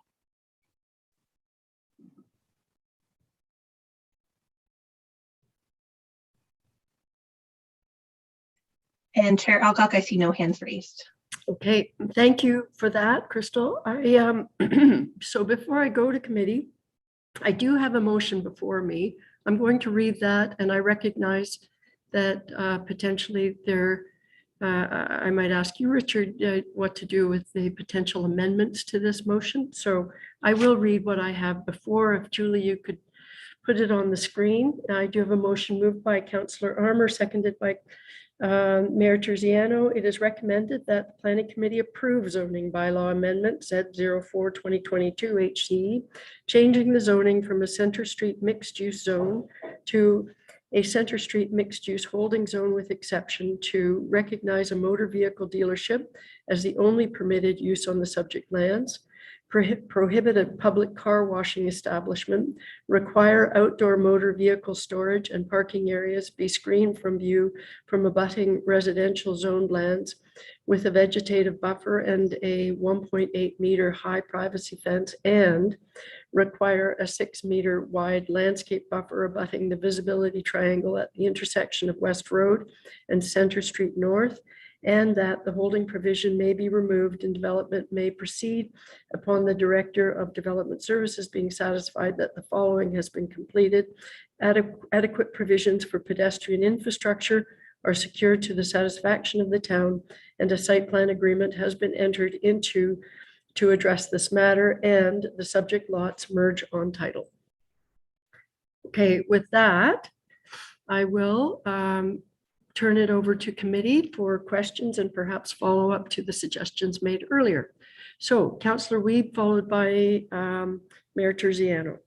Thank you, Chair Alcock. A couple of notes. One was in some of the correspondence back from the district, they didn't seem all that impressed with the stormwater management kind of proposals and whatnot. One of the comments was also to not use permeable pavement to help with extra flooding. Anyway, I'm wondering if our staff have any comment on that, on how confident they are with any stormwater management, because it seems to me that we'd be probably adding quite a bit of pavement to the area.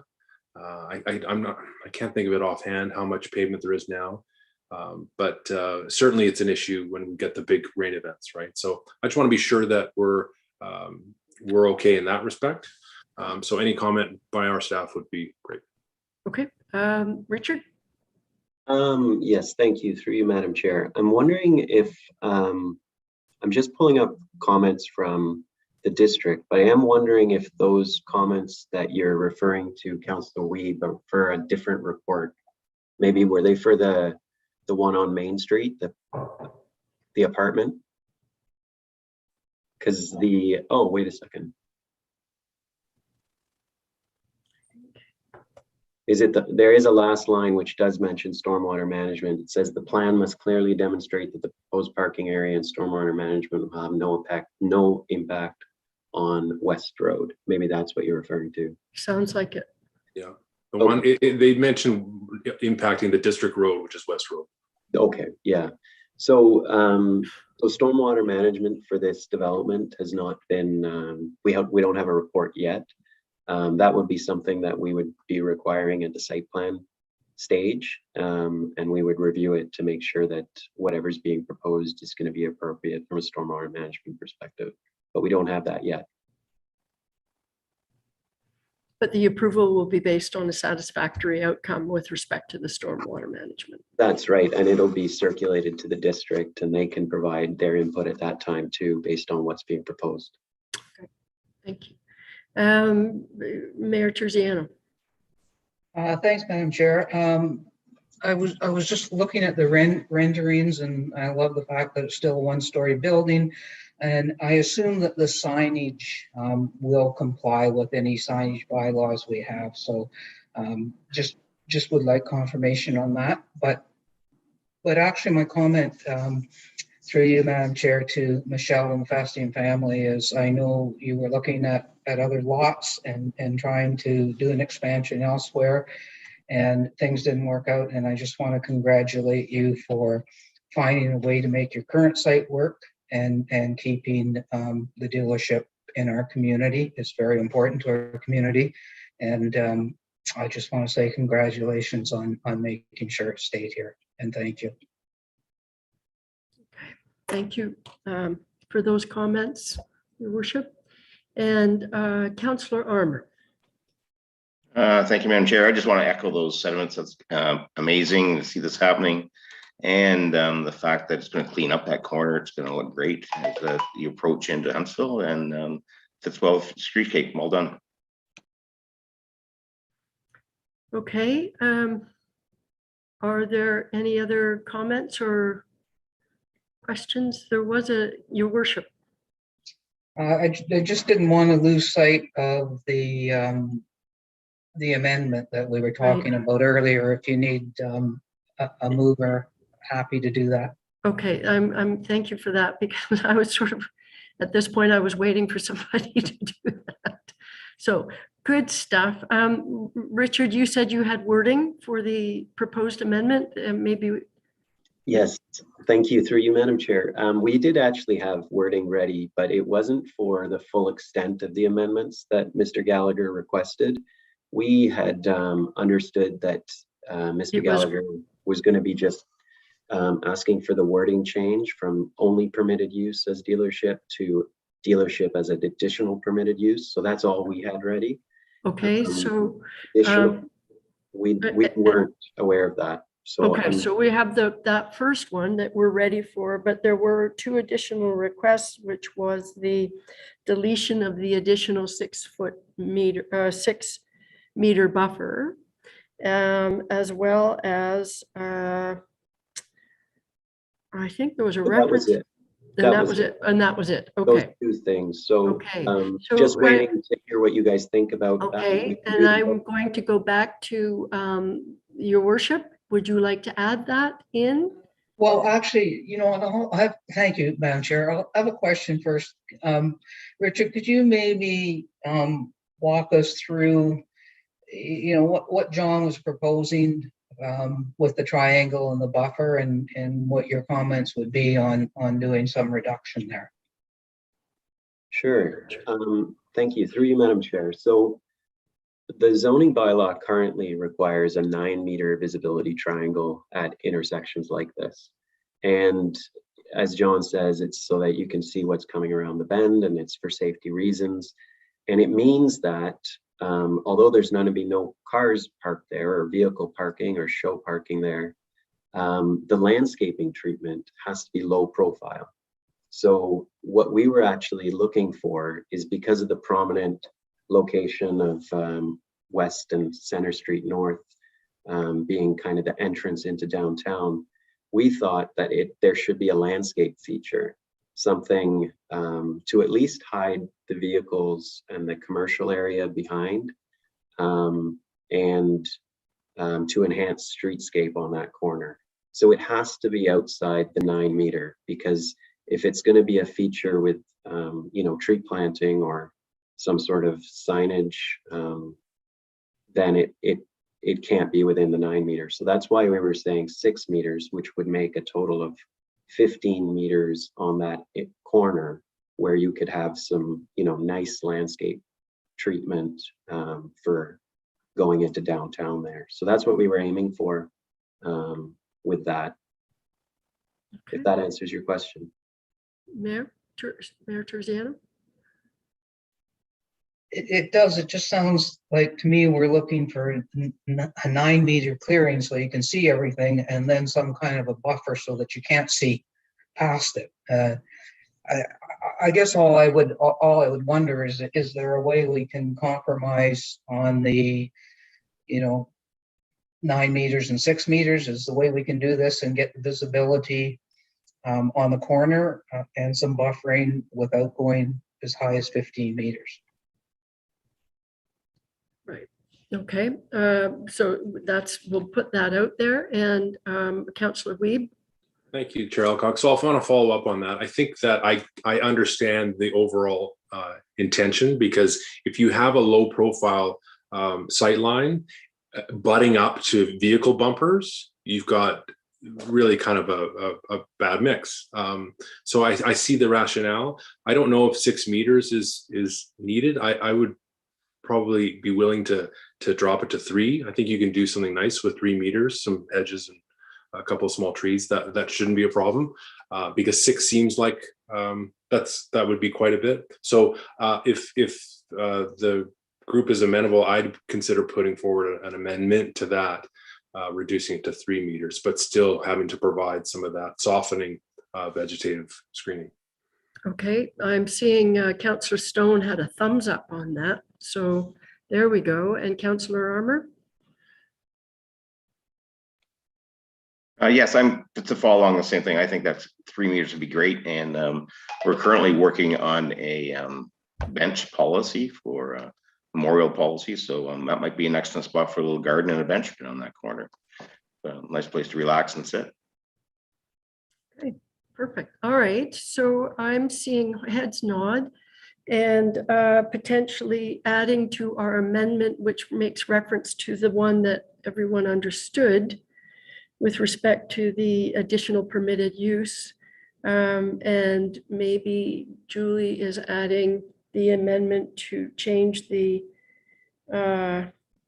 number, require a 3 meter wide landscape buffer instead of 6. Okay, she's nodding. We'll need a seconder. I think we had a seconder. Did Bob, Councillor Stone?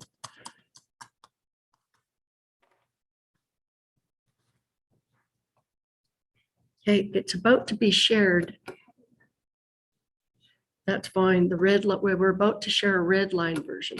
All right, perfect. All right, I'm not reading the entire thing again, but everything is the same until we get to recognize a motor vehicle dealership as. We delete the only and add an additional permitted use on the subject lands. And then further down in that, in the bullets, we have require a, and 6 meter is crossed out, and inserted in its place is 3 meter wide landscape buffer abutting the visibility triangle at the intersection of West Road and Center Street North, and all of the rest is the same. I did read this. Did I read the whole thing? I did, yeah. Okay, good. All right. Are there any questions with respect to the proposed amendment? Seeing none, I will call the question. All those in favor? And that carries unanimously. Thank you. Perfect. Perfect, thank you. Thank you All all. right, and now we have to go back to the main motion, which, Julie, will you share it? And then I will just say that I won't read it again, I promise.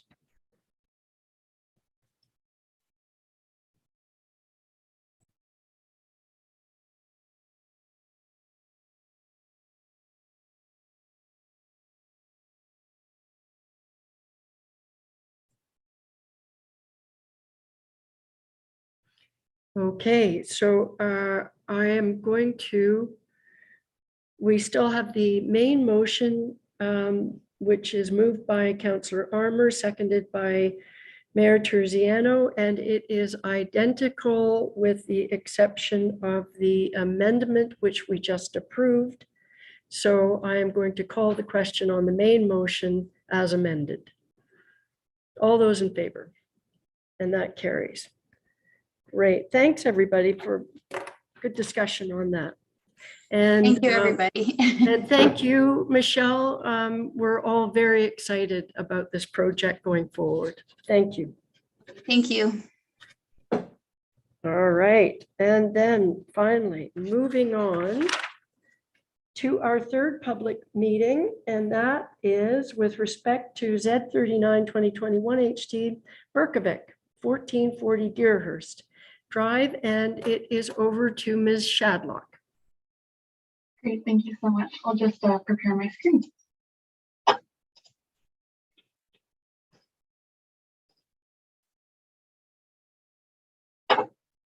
Okay. It appears that it is sharing, so I'll start. So thank you, Madam Chair. Through you, the subject property is located at 1440 Deerhurst Drive. The lot is designated Hidden Valley Recreational Lifestyle Resort Area, open space, and is zoned natural resource. The zoning amendment would change the zoning from natural resource zone to residential 1 zone with an exception to permit the construction of an addition to a non-conforming single detached dwelling on the subject lands. Constraint mapping shows type 1 fish habitat and flood prone lands abutting the proposed development. It is also worth noting that Peninsula Lake is a cold water lake with lake trout habitat. Respecting flood prone lands, the official plan states that new development and site alteration except minor expansions to existing legal non-conforming uses, flood and or erosion controlled structures, and marine related structures such as docks, decks, and non-habitable boathouses is not permitted below the regulatory flood elevation. The entire property is zoned natural resource, which is the floodplain zone. To amend the zoning to accurately reflect the flood prone lands, staff requested a geodetic survey with a technical report to characterize the depth of flooding across the property. The applicant provided supporting documents showing a rough flood elevation using the town and district's mapping and information from previous applications on abutting lands. However, there was no professional survey or report to verify the boundary of the floodplain. As this information was not provided provided the zoning exception has been outlined in the amendment to require that all buildings and structures must be located above the regulatory flood elevation, which is 286.46 meters. Looking at the fish habitat, development other than permitted shoreline structures should be set back a minimum of 30 meters from cold water lakes.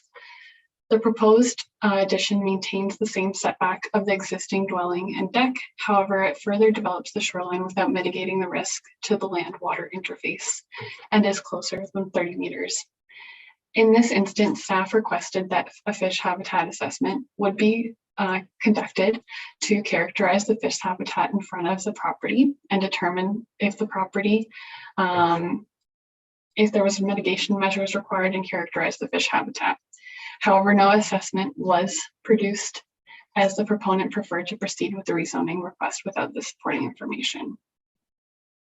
District of Muskoka staff reviewed the application and provided comments, which were in attachment 4.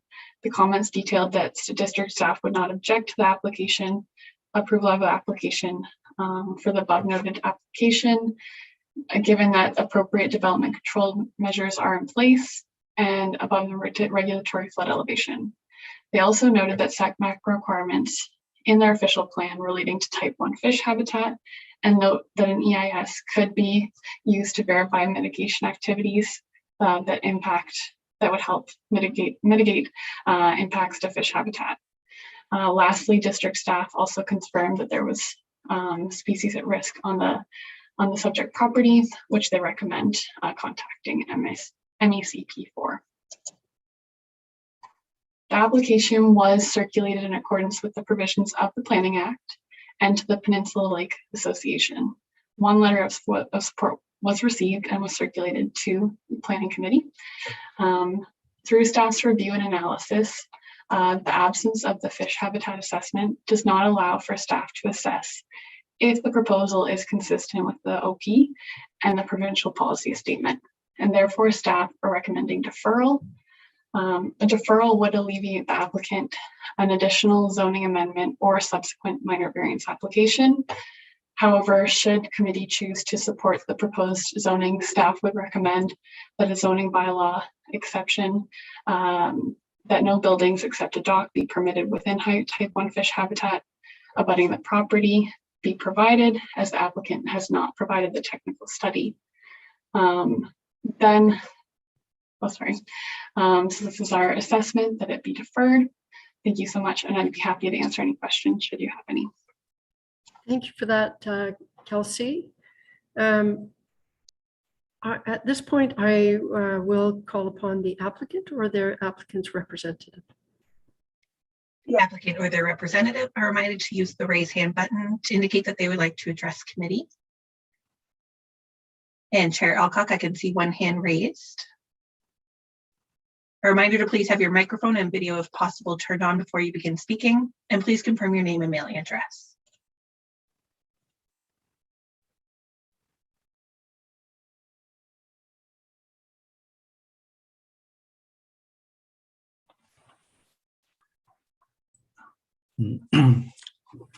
Thank you, Madam Chair and committee members. Wayne Simpson, Wayne Simpson and Associates, 3-76 William Street. Email P1E1, no, P1H1W4, no, 1E4, sorry. I've got too many addresses in my mind. But anyway, I'm starting off really well, but I think I'd like to, I had asked the staff to circulate the report that we provided on December 16th to the committee to understand the genesis of this application and quite clearly the inequity, unfairness associated with the current zoning on the property. My clients, Jan and Patricia Berkovic, have owned the property for 42 years. And situated on the property is a two-story cottage with a walkout basement. What their intention is to add, as people are getting older, including me, the intention was to provide a living space, a bedroom space on the main level, mid-level, where you come in from the parking area at ground level there. And so the intention was to build an addition that's 12 feet in width and 30 feet in depth on the side of the building where there's currently an open porch and a staircase that goes down to the lower level where the walkout is. Unbeknownst to my clients, somewhere between 1980 when they acquired the property and the current date, their property was zoned natural resource. And curiously, their property and a couple others beside them were designated in the official plan, even the official plan that was approved 2 years ago, as being open space, natural space, or whatever it might be called, but basically green space. And when we look at the property, I mean, as a planner, I was scratching my head because I couldn't understand. There's no logical reason that I could even fathom why this property would be zoned NR and the neighboring properties would not be. If you're familiar with the properties in that area, as you turn off of Dearest Drive and you turn to the right off of that before heading and not going up towards the ski club, the roadway drops down gradually, and then there's a low spot. And if you've played the short golf course, excuse me. And if you played the short golf course, so there's a lower area just below the 11th tee deck and around the corner towards the 11th green. And that would be an area where there might be some water if there was any water, but this property is on the hillside as you proceed down the roadway. The property sitting in between other buildings that are that are equally distant from the lake and at comparable elevations, and all of those properties are zoned residential 1. So excuse me. So all of those people could do what the Berkovics want to do now without any questions being asked. But somewhere along the way, the zoning was changed, and there's no rationale, absolutely no rationale for it. And so they were told that they need to get a zoning amendment, and that is the case. And not only that, is their cottage is now legally non-conforming, a legal non-conforming use, because right now in the NR zone, you're not allowed to have a house. So even though they've got a cottage that they've had for years, it's legal non-conforming, and they can't even expand it because of its legal non-conforming status. It's not legal non-complying, it's legal not conforming. It's a use that's not permitted in the zone.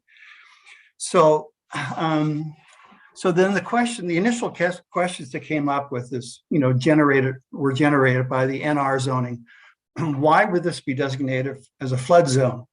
So when we look at the hatch mapping, which was brought up on the screen earlier for the Matursky file, when we look at the mapping that Hatch did in this property, along the shoreline at Peninsula Lake there, the extent of the flooding is just in the very near shore area. It might be 6 meters or something in depth from the water's edge, something like that. It's very, very short distance.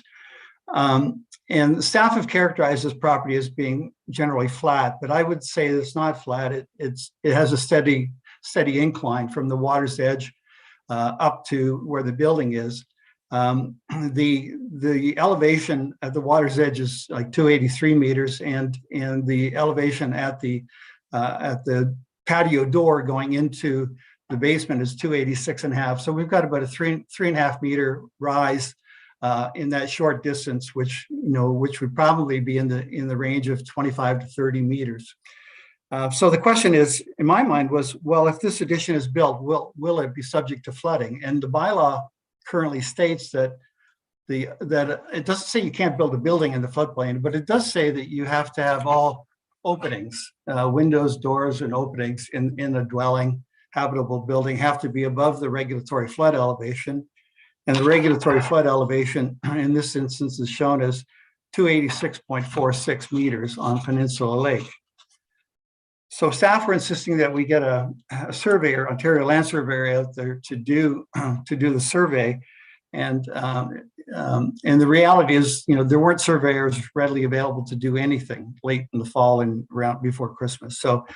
So I asked the contractor who has building expertise as well. There's a concrete slab outside the lower level of the cottage, the walkout level. It's a perfectly flat level slab. I said, could you set up a transit and then use a surveyor's rod and go down and measure the difference between the elevation of the concrete slab and the water level on a particular date? And the date was, I believe, November 22nd.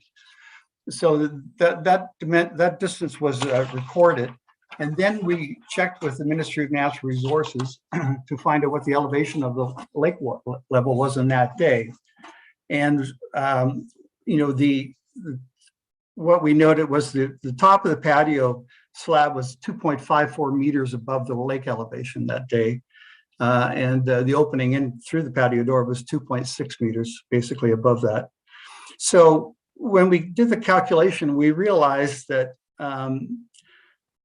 that the patio door is the opening into the cottage is above the regulatory flood elevation. And as Dan Duke spoke of earlier today, that elevation includes a wave uprush of 1.17 meters. And council might so even with the wave uprush, it's not the static flood level, it's the wave uprush level, and this opening to the lower level of the cottage is above that elevation.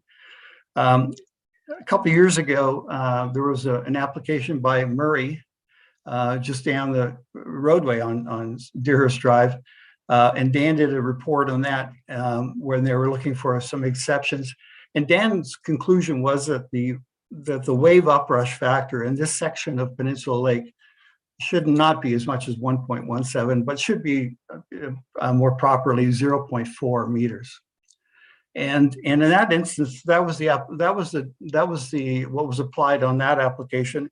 And even if we built in a 0.3 meter cushion because of climate change, we would be changing the flood elevation in this property from 1.17 down to we'd end up with a clearance of 2 feet 2 inches between the regulatory flood elevation and the opening into the cottage. So we felt we adequately demonstrated that the opening into the cottage was going to be high enough, and we were not seeking any exception to the bylaw. So we weren't asking that the elevation be reduced or anything like that, which was the case in the Murray file. We were simply saying we wanted to demonstrate that these lands, if they're subject to flooding, it's only in the nearshore area with static flooding, and with wave uprush, even in the worst case, the 1.17 meter wave uprush, the cottage would still be dry. It's sitting up pretty proud. And so I think, that's where we were going with this thing, and trying to get it to the point where the Berkovitz could do what any of their neighbors could do. They could build an addition. It's only a modest size addition, and it's one that will improve the accessibility and use of the cottage by the family, because they're both getting older, and I understand that's a driving force behind this addition to create a bedroom and living space on the main level. So then the question got into, well, what about fish habitat? Well, the zoning bylaw has a provision that says that where fish habitat has been identified and is shown on a schedule in the zoning bylaw as type 1, then a 30-meter setback is required. Well, there is no type 1 zoning, type 1 fish habitat identified along the shoreline that's reflected in any zoning bylaw. All that's shown is the sort of magic marker type line that's drawn in the official plan for parts of the shoreline, and including this area. If you look at the property, and most of you are probably familiar with sort of the characterization of the shoreline in that area is more like being sandy beach. And so we didn't expect that there would be any type 1 habitat in that immediate area. I canvassed the owners and to sort of see if there's any emergent vegetation. There's no spawning beds or anything like that. And the addition itself is probably going to be, it may not be 30 meters away, but it might be close to that. I mean, the closest corner of the existing cottage is about 25.5 meters from the shoreline. And because of the angle of the building, and this addition and its relationship on the side, it's not going to be any closer than the existing building. You know, it could very well be about 30 meters. So, you know, I couldn't understand why we would be saying to the Berkovits, not only have you been unfairly treated, we're going to continue to unfairly treat you because you want to build an addition onto the side of the cottage. It's a modest addition. And it's only extending 13 feet in width. It's for a very good reason. And you're not putting that any closer to the shoreline. And so I think, you know, what started off as a fairly simple thing, it got more and more complicated as we went along. And I just believe in terms of fairness, you know, on that whole stretch of shoreline, all the cottage properties are zoned residential 1. There's no special zoning. There's no NR zoning along any of the shoreline there, and there's no identification of fish habitat in the zoning bylaw. And what we suggested should happen is the bylaw should be passed simply to change it from NR to R. We're not going to try to change the flood elevation. We're not going to speak about fish habitat. And our suggestion was when the addition is proposed to be constructed, we will then be able to make a determination as to how close it is precisely to the shoreline, and that we would ask a biologist to go ahead and sort of say, is there anything you could recommend that we could do between this new building addition and the shoreline that would be important or beneficial if there's any fish habitat in the area? And we think the fish habitat will be a non-starter anyway. We don't think there is any issue, but certainly as Councillor Weeb was speaking earlier, you know, there are opportunities through landscaping and planting and grading and other things to alter the landscape between a building and the actual water's edge. And right now there's a lot of grass there, and then at the nearshore area, it's a sandy beach. And our proposal was simply, we're not trying to, dismiss your concerns about the fish habitat, but we believe that it's a bit of a red herring, and it can be addressed through site plan control anyway, which applies to the property. So we would hope that the council would see that the Berkovics are being treated unfairly, that there's no rationale for the NR zoning, and that what we're proposing would just get them back on the same footing as their neighbors, and they would be able to do something that's reasonable and proper. And we would hope the committee would approve the application without deferring it further. Thank you. Okay, thank you very much for your comments and for your submission, Wayne.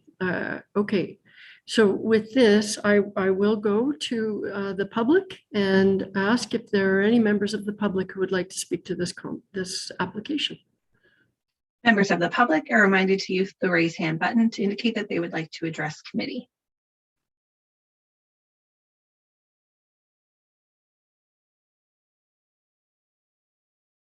And Chair Alcock, I see no hands raised.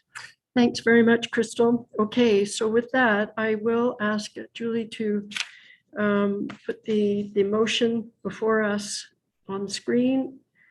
And it has been moved by Councillor Stone, seconded by Councillor Weeb. It is recommended that Planning Committee recommend to Council that zoning bylaw amendment Z39/2021 HT be deferred, the purpose and effect of which is to change the zoning from a natural resource zone to a residential 1 with exception zone, to require that all buildings and structures be located above the regulatory flood elevation. Okay. So with that, I will ask, are there questions or comments from committee? So I apologize. I looked down. I believe, Your Worship, you were first, followed by Councillor Armour. Thanks, Madam Chair. I guess I sort of have two questions. One is, do we have any kind of rationale as to why sort of one property along the shoreline got zoned NR and everything else is not? And two, the floodplain mapping that we had earlier in the meeting, was that provided by the applicant, or is that the district's floodplain mapping that we could look at for this property? Kelsey? Thank you for the question, through you, Madam Chair. I do not have any information as why this was zoned NR. I don't know if Kristen or Richard have anything to add to that, but I don't know.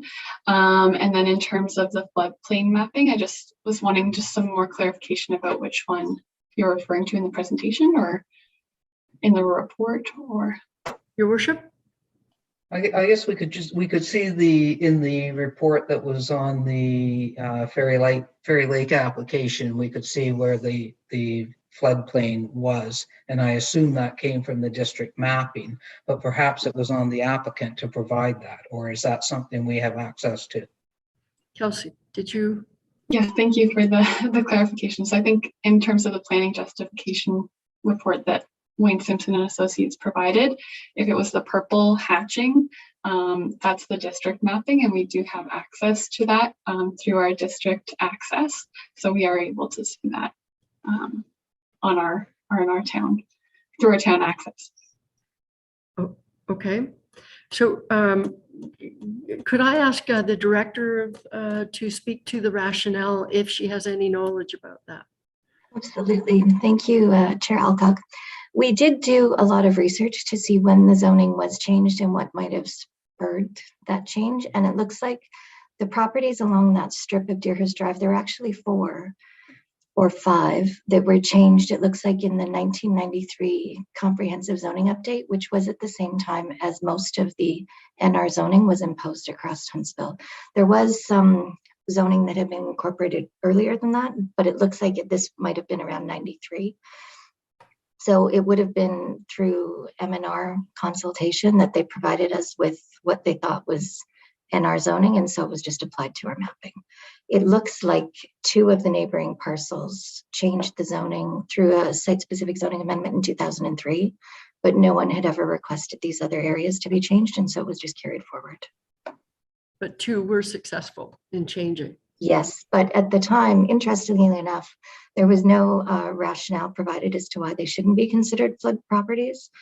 And it was, yeah, there's not much information there. I couldn't find anything as to why it was supported. So, okay.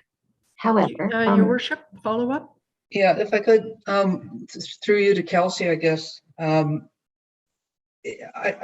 assume you did a site visit on this, but I know it is winter, and I'm just wondering, is the topography of that particular lot that different from the lots on either side? I looked at the zoning and the whole stretch on our town maps, and it's bizarre that one piece of property right in the middle of a stretch would have a different zoning. Mm-hmm. Kelsey.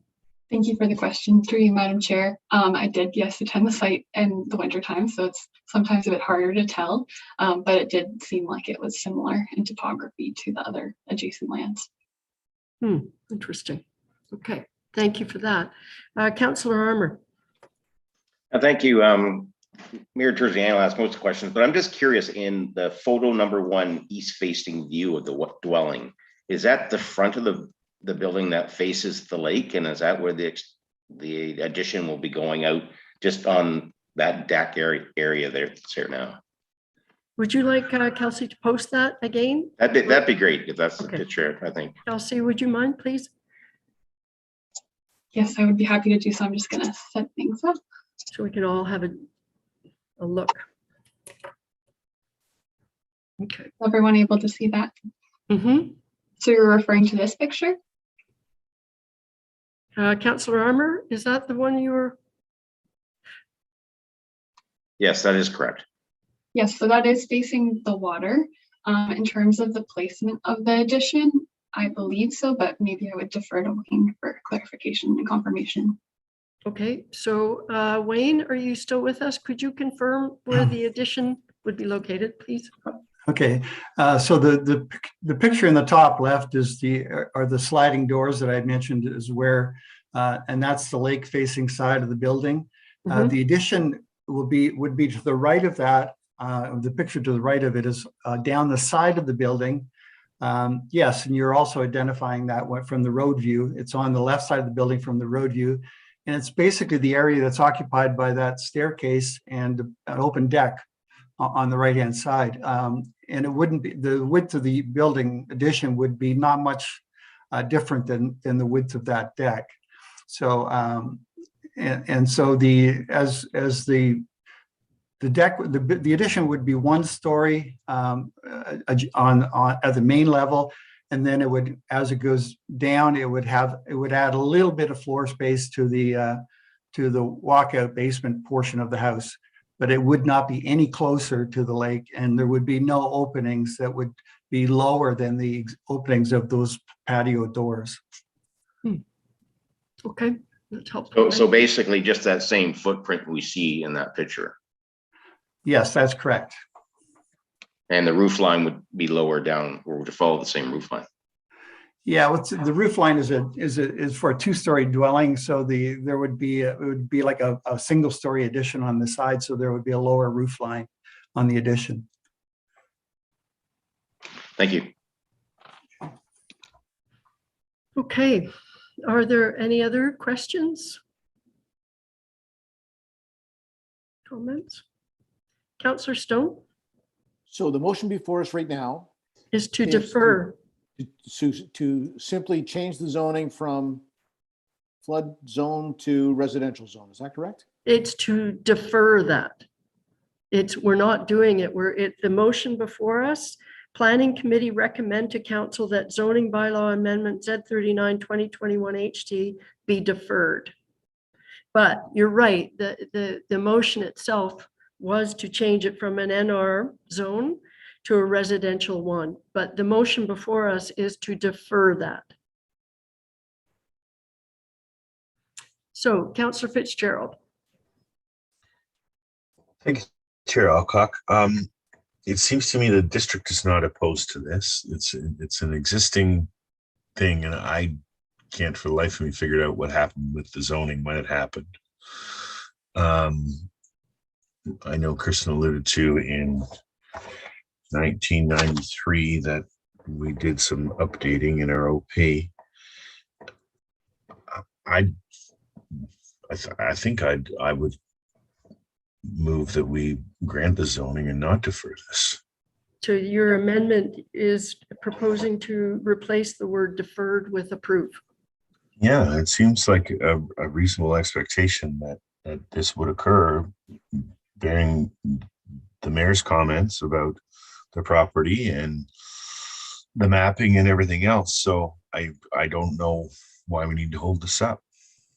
Okay, so is there a seconder? I think Councillor Stone, or is that, no, yes. is that a question? Well, it's yes, happy to do that, but what are the ramifications? So I'm happy to hear from our director. Okay, I see our director has her hand up. She's ready.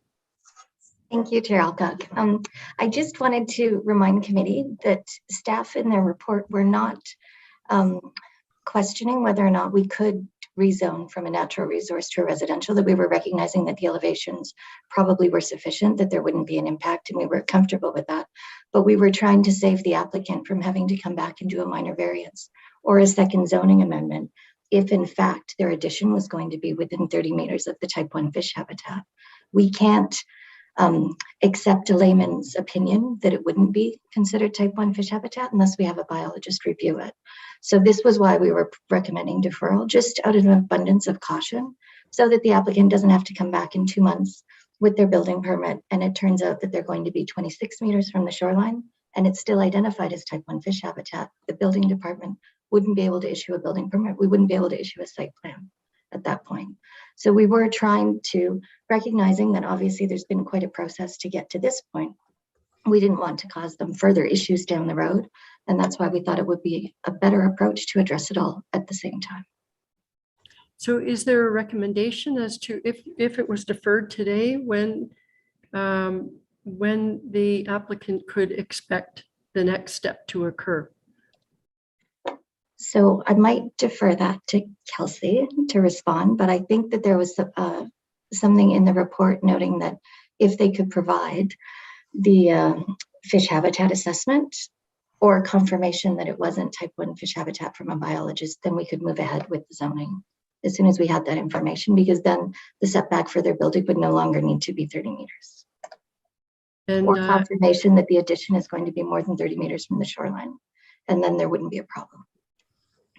okay, so I'm seeing Mr. Simpson. Oh, all right, Councillor Fitzgerald, I apologize. You've had your hand up. Is there current information from MNR about mapping and fish species and what zone it is? I don't know who can answer that Director question. That's my Maxwell? first question. Kelsey or I are both here for that. Yep, our mapping identifies it as type 1 fish habitat along that entire stretch of shoreline in the bay. Okay, so if I can follow up, Chair Alcock. Yep. So the building needs to be 30 meters from that type 1 fish habitat, which I fully agree with you. Or they need to confirm that it's not type 1. How far is the building set back, Wayne? Wayne. Yeah, thank you, through you, Madam Chair. The closest point of the building, which is on the opposite side, sort of the south side of the building, is, but just scaling it quickly from the website, it's between 25 and 26 meters. And the expectation is that our expectation is once the building addition is designed, it need not come right out to be flush with the wall where the walk-in door is. That it could be, if it's at 29 meters and we need to bump it back a meter, then we could do that. And if there's loss of square footage that that's important, then the addition could be made a couple feet wider, something like that. So our position was, we're assuming that if the zoning is changed, then the Berkovitz are going to be bound by the same rules as everybody else. They have to meet the regulatory flood elevation, and if there's type 1 fish habitat, they have to be 30 meters away from it.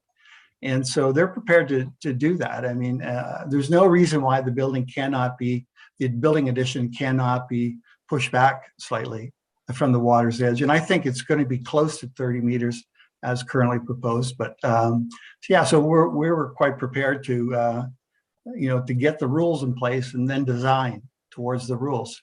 And I can't anticipate that we would be coming back for any minor variance or anything else at that time. And of course, to do that, we would have the design done, a precise measurement to the shoreline, and we would have a biologist confirm whether or not in that area, if that is type 1 habitat. If it's not type 1 habitat, then there's no issue. If there is type 1 habitat, then it has to be 30 meters. I'm going to jump in here for 1 second. I appreciate everything you just said, Wayne. I think it all is logical, but I am sort of wondering, we're now getting into the meat of the application, and in some respects, I think that's what I'm hearing staff was trying to do, to say there are a few things that we need to consolidate information just to package it differently, and correct me if I'm wrong, Kelsey, but that's the way I see it. And so we're in changing this motion and approving it before us today. We're basing that on all of these things that now need to fall in place, but it's post approval. So it's an unusual, I'm just saying from my perspective, it's unusual. And I noticed, Your Worship, you had your hand up. Can I follow up, please? Yes, you may, Councillor Fitzgerald. Thank you. The thing we're holding up is the zoning. We're not holding up the fish study. We're not holding up the setbacks for the building. The building, I'm assuming they may not even have drawings done yet for the building. If Wayne's still there, he can answer or not. The zoning is the stumbling block here, what it appears to me. We have the zoning done requiring a fish habitat study, and that they build 30 meters back. And I think, if I'm not mistaken, time is of the essence, and it's extremely difficult to find people to build in Muskoka and all these things. So okay, if we can get the fish study done and we can build within 30 meters, we're going to change the zoning when we get that stuff anyway. I think that's the feeling on this screen. Okay. I can't say around the room. So I don't know what the motivation is, so. Okay, fair enough, and comments are appreciated. Your worship. Thanks, Madam Chair. If I understand the director correctly, though, what we're doing by deferring this is actually protecting the applicant from having to come back, pay an additional fee and apply for additional permits if they end up having to go within the 30 meters. Their representative is more or less telling us they don't care if they have to come back, or he's absolutely sure that they won't have to. But if they do, I don't want to see somebody coming back and say, why didn't you tell us all this before? And now you're just, double dipping in our fees and stuff like that. So, I think our staff is making a pretty reasonable recommendation here. All right, thank you. And I noticed Councillor Weeb and followed by Mr. Simpson. Thanks, Chair Alcock. So just to follow on that, I know we're talking circles, but what I'm hearing is that Wayne and the applicant are certain that if they are 30 meters or further away, that's how they're going to proceed, right? So wherever the distances ends up for that side addition, they're going to ensure that they're 30.01 meters away from the shoreline. That would prevent them from having to come back. Right. Or any changes or any further studies or any exceptions. So if we grant the zoning today, we allow them to proceed, and it sounds like chances are they're just going to build to suit that falls just outside of the 30-meter zone. And that's it. This sort of pile is put to bed. That's how I'm hearing it. And if that's the case, I'm okay with the amendment. Okay. All right. And before I go back to you, Councillor Fitzgerald, Wayne had his hand up, so I want him to respond. I think that we have clarified the situation. So. Yeah, I appreciate that. Back to your point, Madam Chair, the fact is that we can't do a fish habitat assessment until something like June. And so my clients are sort of anxious to get an approval in place, fundamentally an approval in place, so they can then proceed to the design. All I've seen so far are preliminary sketches of the addition. And if we know what the rules are and we do some precise measuring to the shoreline, then as Councillor Weeb has said, if you need to push the building back 8 inches to be sure that you're not getting into any issues, then push it back, because there's no issue in terms of the side yard, and there's no other structures or trees or anything in that area that would impede changing and making the building addition slightly wider and slightly shorter. So I think they're just wanting to get everything in place. They were hoping to start work on this last year, but it came into a difficulty. So now they're hoping that they'll be able to start work in the fall, so that the work can be done through the winter months when they're away, and they'll be able to enjoy it the following year. But so we're trying to get the zoning in place rather than waiting till June. Get it done now, keep going with the work, have a biologist review it if we think it's critical. If it's not critical, we don't need to review it. Okay, and I appreciate those comments. And just to explain, I just get a bit crazy when I start thinking we're starting to get into policy at the committee meeting. So that's where my comments came from. But I do appreciate your clarification. And so Councillor Fitzgerald, followed by Councillor Armour, at which point I'm going to suggest that we have a motion to amend before us. So Councillor Fitzgerald. Thank you, Chair Alcock. And back to Mayor Terciano's comments regarding staff, I do applaud their efforts on trying to streamline and make it efficient for the applicant. I think their representative has made it very clear they want to move forward, and if they are aware that if they do incur any costs, that they're going to have costs to bear.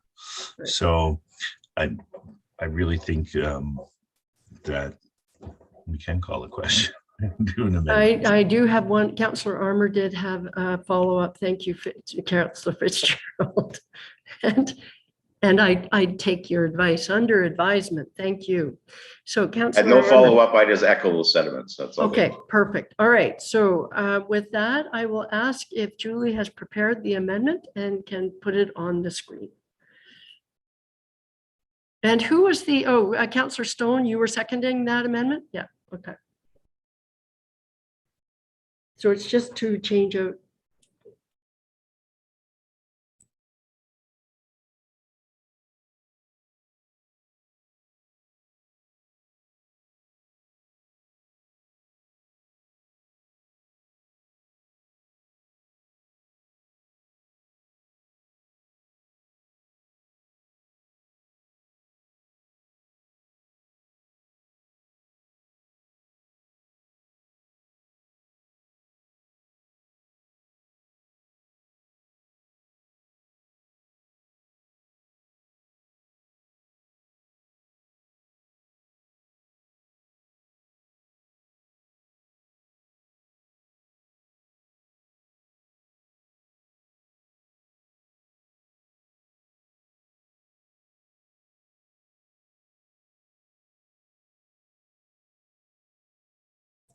So I do have a motion moved by Councillor Fitzgerald, seconded by Councillor Stone. It is recommended that Planning Committee recommend to Council that zoning bylaw amendment Z 39 2021 HT be approved. The purpose and effect of which is to change the zoning from a natural resource zone to a residential one with exception zone to require that all buildings and structures be located above the regulatory flood elevation. So with that, I am going to ask quickly our Director of Development if that wording is, I will ask the mover if that satisfies the mover, but I wanted to just ensure that the Director of Development is okay with that. Yeah. Okay, I'm seeing a nod. Thank you. And Councillor Fitzgerald, or if that works? There's a seconder, is Councillor Stone. Okay, and last comment from you, Wayne, you have your hand up? Yes, Madam Chair. The last part of that condition or motion is redundant. There is a provision in the zoning bylaw already that you can't build below that flood elevation, and it doesn't say you can't build a building. You can't have any openings, windows, doors, or other openings below that elevation. So the wording of the motion, if it was effected through the zoning bylaw, would be slightly different wording that's in the comprehensive bylaw and might be causing confusion. So I would just ask that it be changed from NR to R1, period. I will ask our Director of Development Services if you could please respond to that.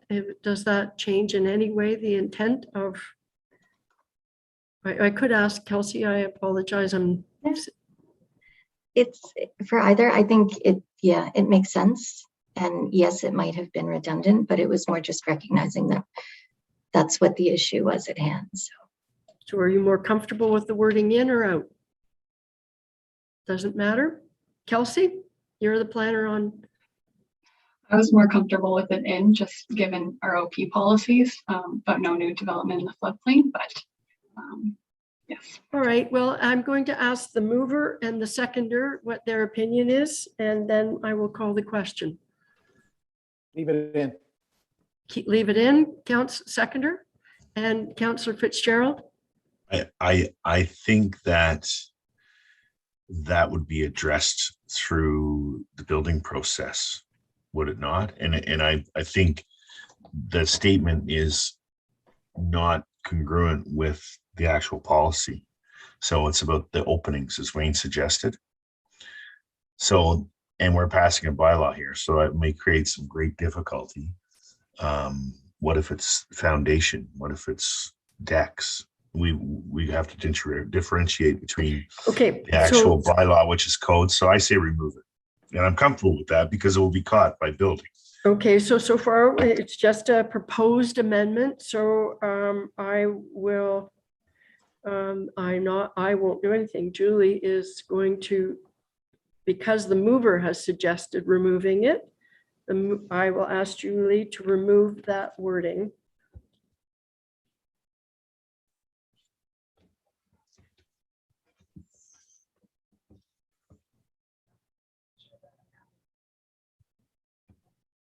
Yep.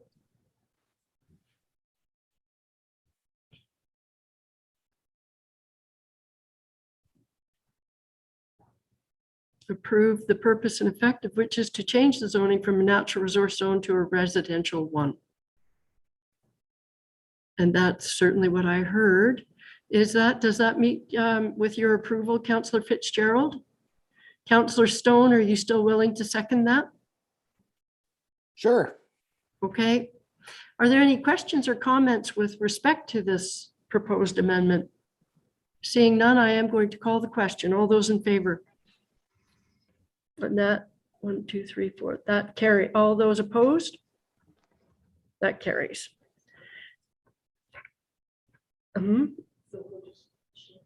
Okay, and so Julie's about to share the original motion as amended.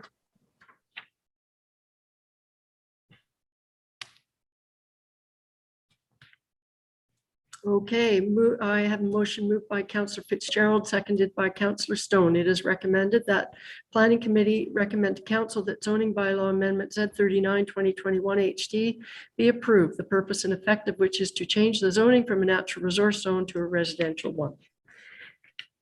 All those in favor? And that carries. Yes, I'm about to read the closing of our public section of this meeting, and then we will take a 5-minute bio break. I hope that everybody can wait while I just read my little. Now that all public comments have been received, I declare these public meetings respecting the above applications to be concluded. We will now move to the non-public portion of the meeting. If the applicant or their agent wishes to make comments regarding their application, please raise your hand after the staff presentation. Okay, with that, we are going to take, it's 3:45. We've got, is 5 minutes enough for everybody? Hopefully, 5 minutes it is. See you in 5.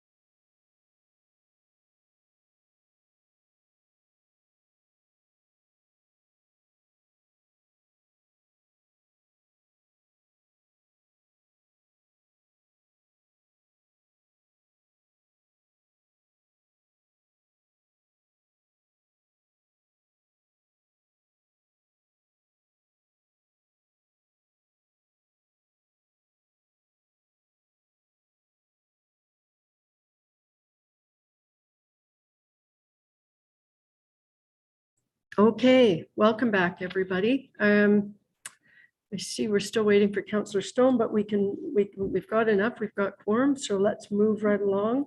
We're on to reports from municipal officers, and we'll start with you, Ms. Shadlock, and we're dealing with SPA 128, 2021 HT, Prasher Holdings, Inc., 65 Main Street West. Thank you, Madam Chair. I'll just prepare my screen.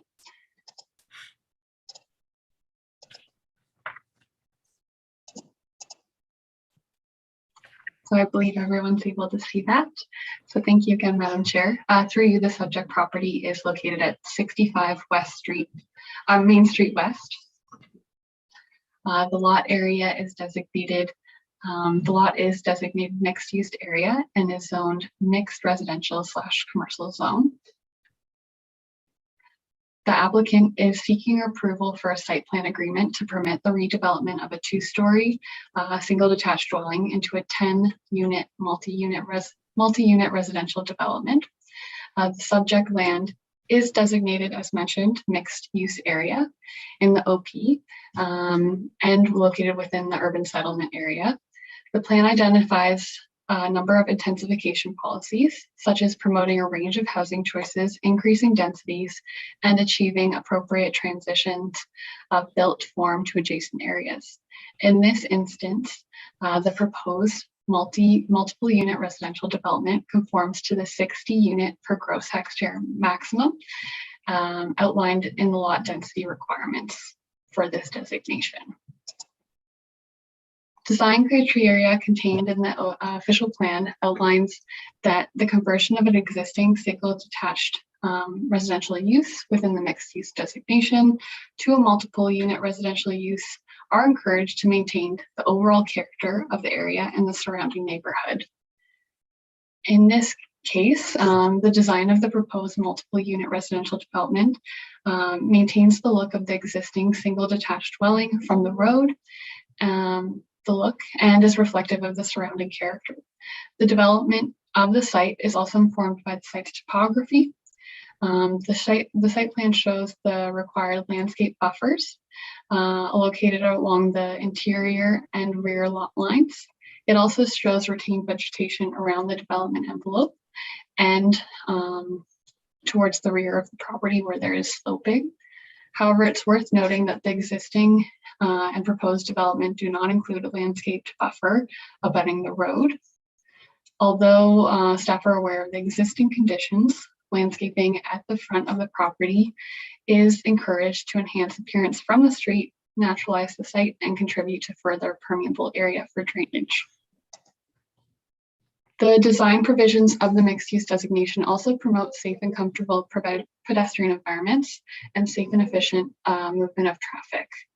A traffic letter was provided and examined pedestrian connectivity and public transportation access.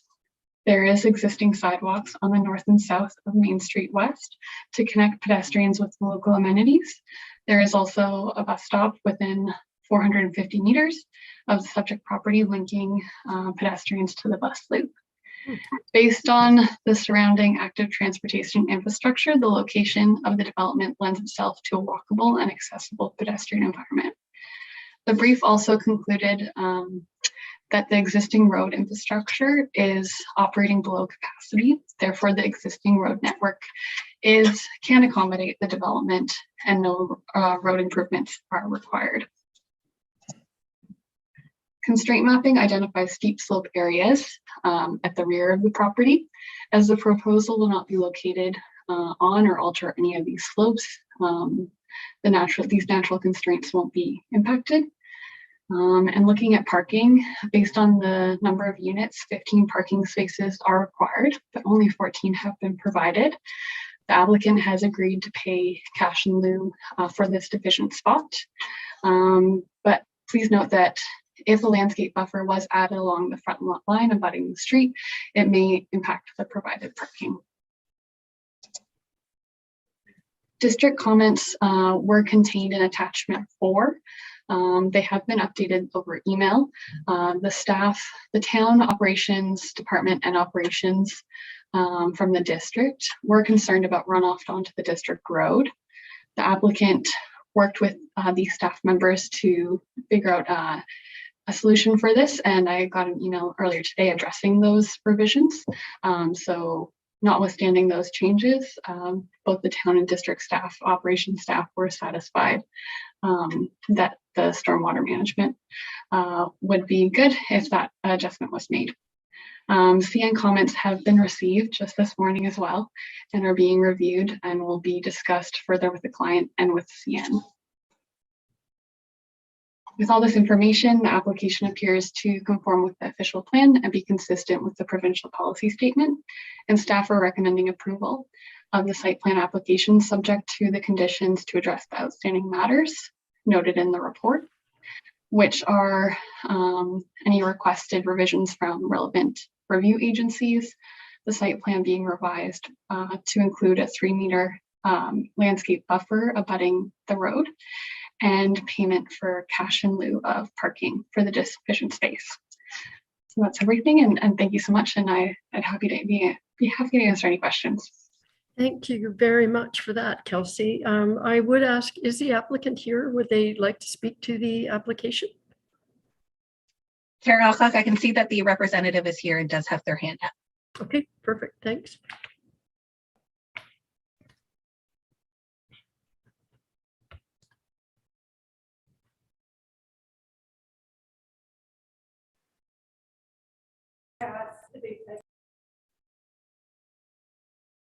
Not letting me get the video going. Okay, we can hear you. Yeah, I think Crystal has to let me in there. Let's see. Okay, there she's let Oh, you there in. it is. Perfect. Good afternoon once again. John P. Gallagher, 24 Hibbard Road, Huntsville, P1H, 1C9. And I'm here on behalf of Prasher Holdings. Ravi couldn't make it today and sends his regrets. He's busy working away, trying to get all these apartments finished up in Huntsville. So as you're aware, my client has a number of projects on the go right now in Huntsville.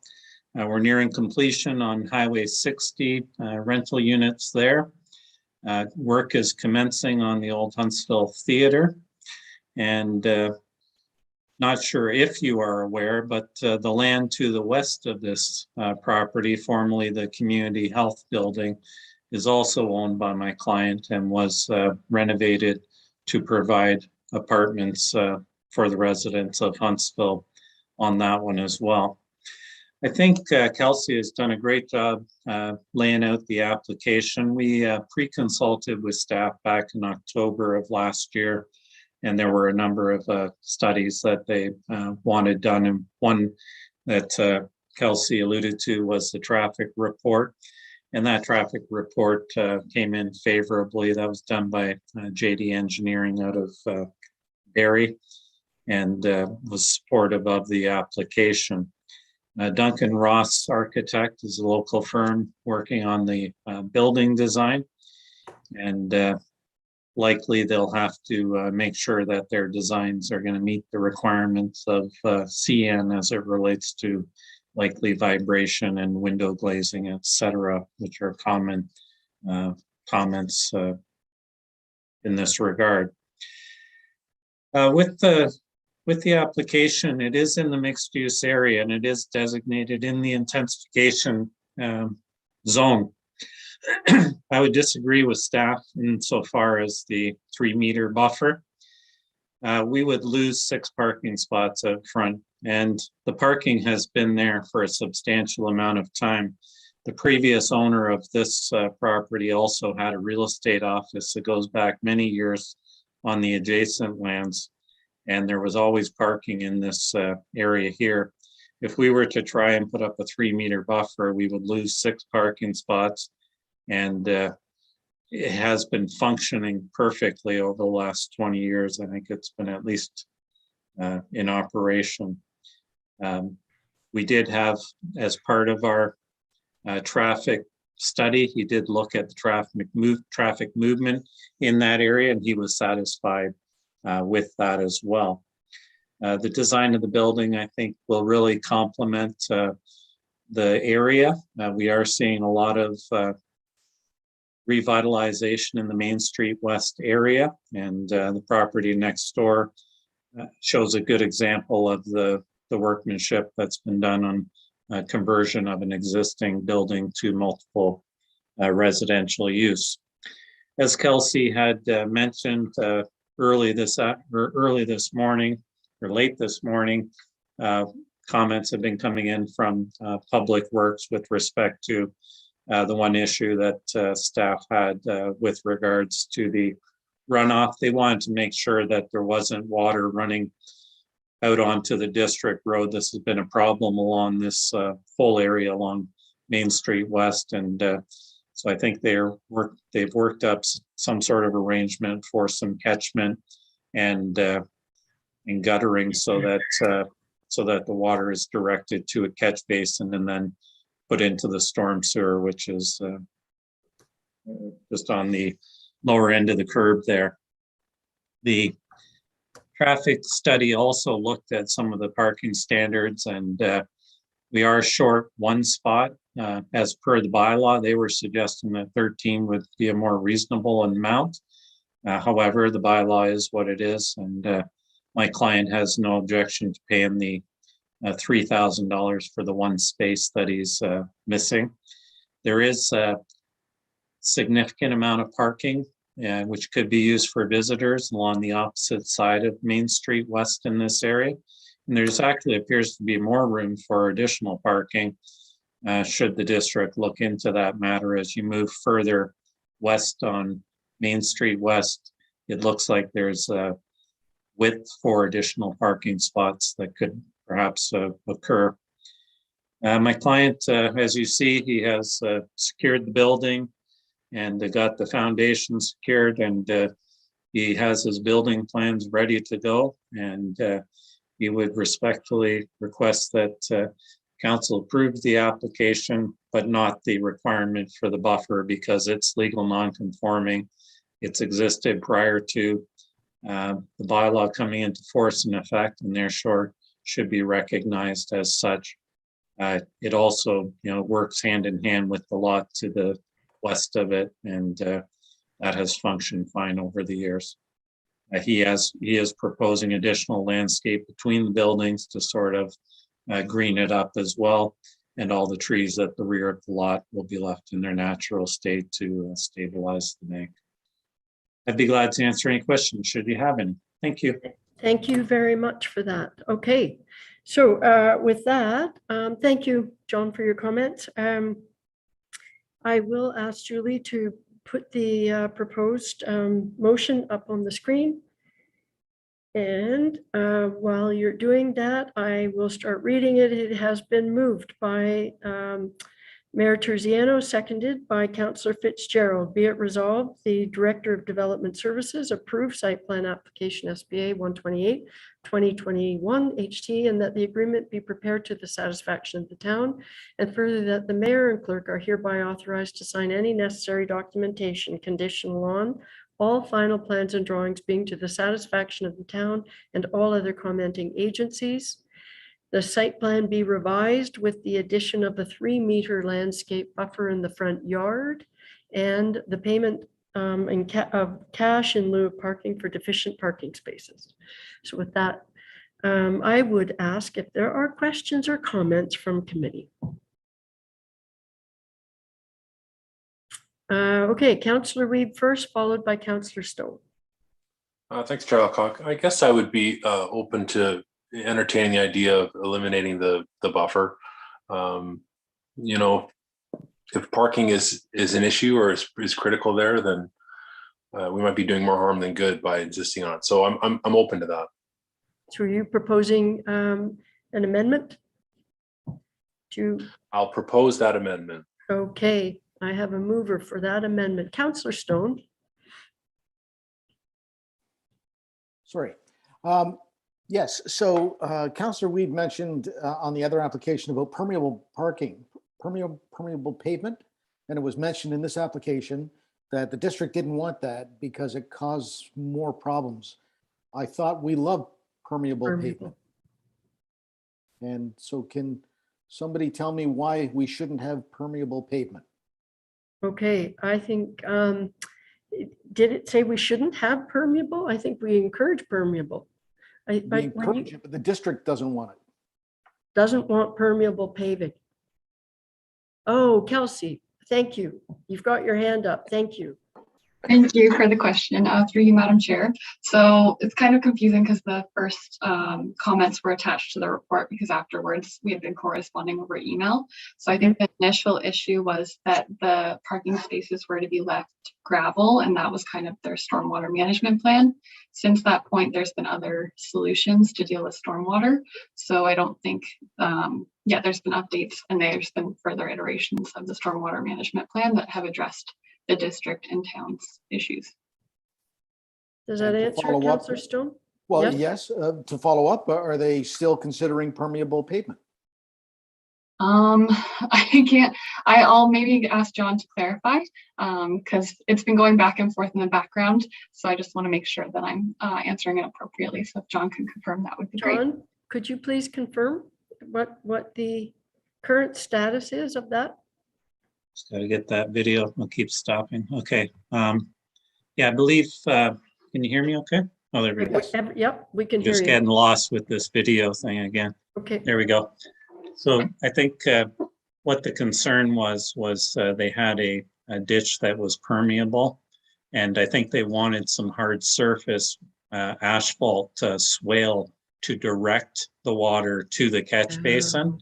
So likely there'll be a combination of some permeable, but along the perimeter where basically where they want this 2 meter or 3 meter buffer, that's where the swale needs to go. So again, if we have to provide a 3 meter buffer, the project likely can't go ahead because there's nowhere else to provide parking on the site that would accommodate it. Okay. All right, that's helpful. Thank you.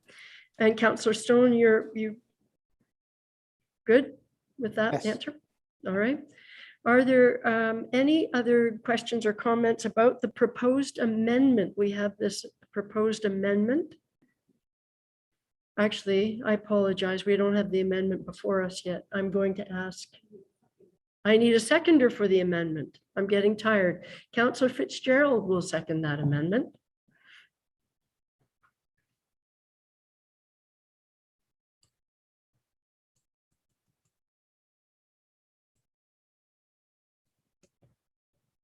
I would, please. It's just taking out that. Yeah.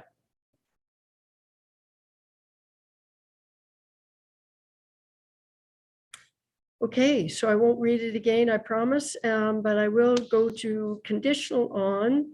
It has been proposed that the reference to the site plan be revised with the addition of a 3 meter landscape buffer in the front yard, and that section be deleted. Are there any questions with respect to that? I will call the question. All those in favor of the amendment? Carries unanimously. Okay. Thank you. Have a nice evening. Okay, so we are now posting. You're welcome. Bye, John. Thank you for your comments. Okay, I won't read it again, but all we have, this motion will be moved by Councillor Weeb, seconded by Councillor Stone. And it's gone. That's okay. I won't reread it. So I'm going to call the vote on the motion, original motion as amended. That's that. All those in favor? Thank you. I'm so tired. It carries, and it carries. Good one. Thank you for that. Thank you. All right. Moving right along, we are back to Richard with the proposed Muskoka official plan amendment, number 52. And I believe this is a housekeeping item, isn't it, Richard?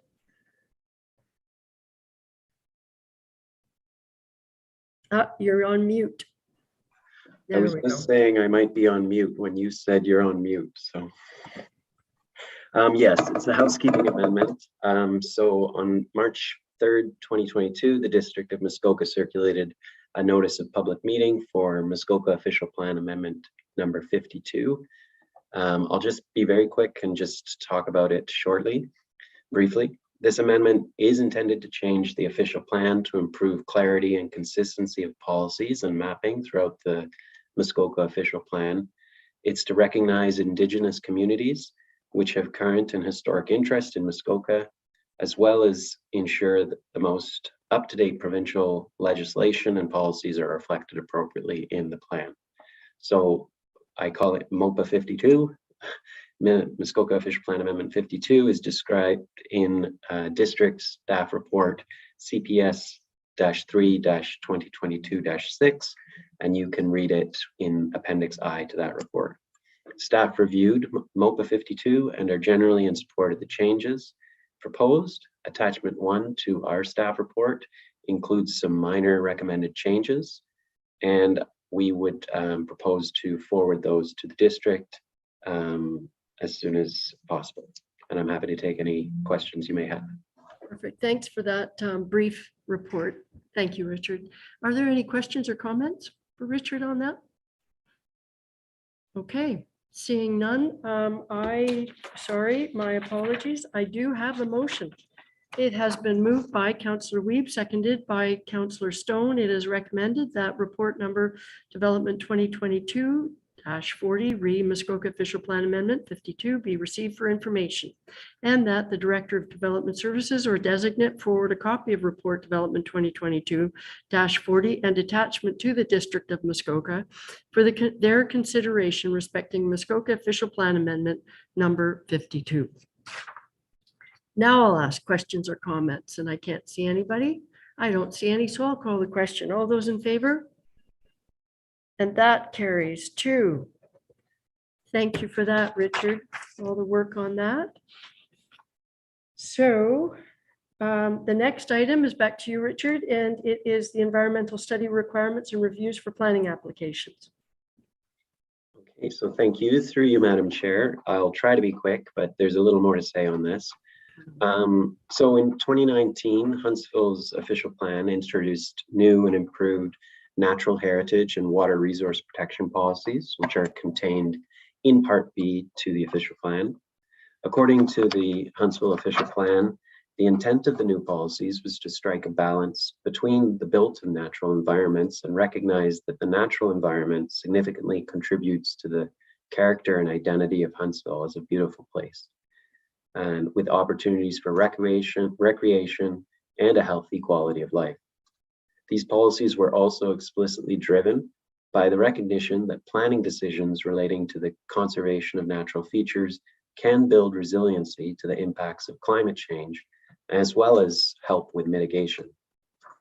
The policies in Part B of the Huntsville official plan provide for protection of a natural heritage system comprised of significant natural heritage features and areas, buffers around them to mitigate impacts on them, and linkages between them to connect them and enhance their overall function and integrity. Huntsville's existing strong water resource policies were also carried forward in the 2019 Huntsville official plan. The community planning permit bylaw, which we're currently working on, is intended to further implement these matters through site-by-site decision-making on land use applications.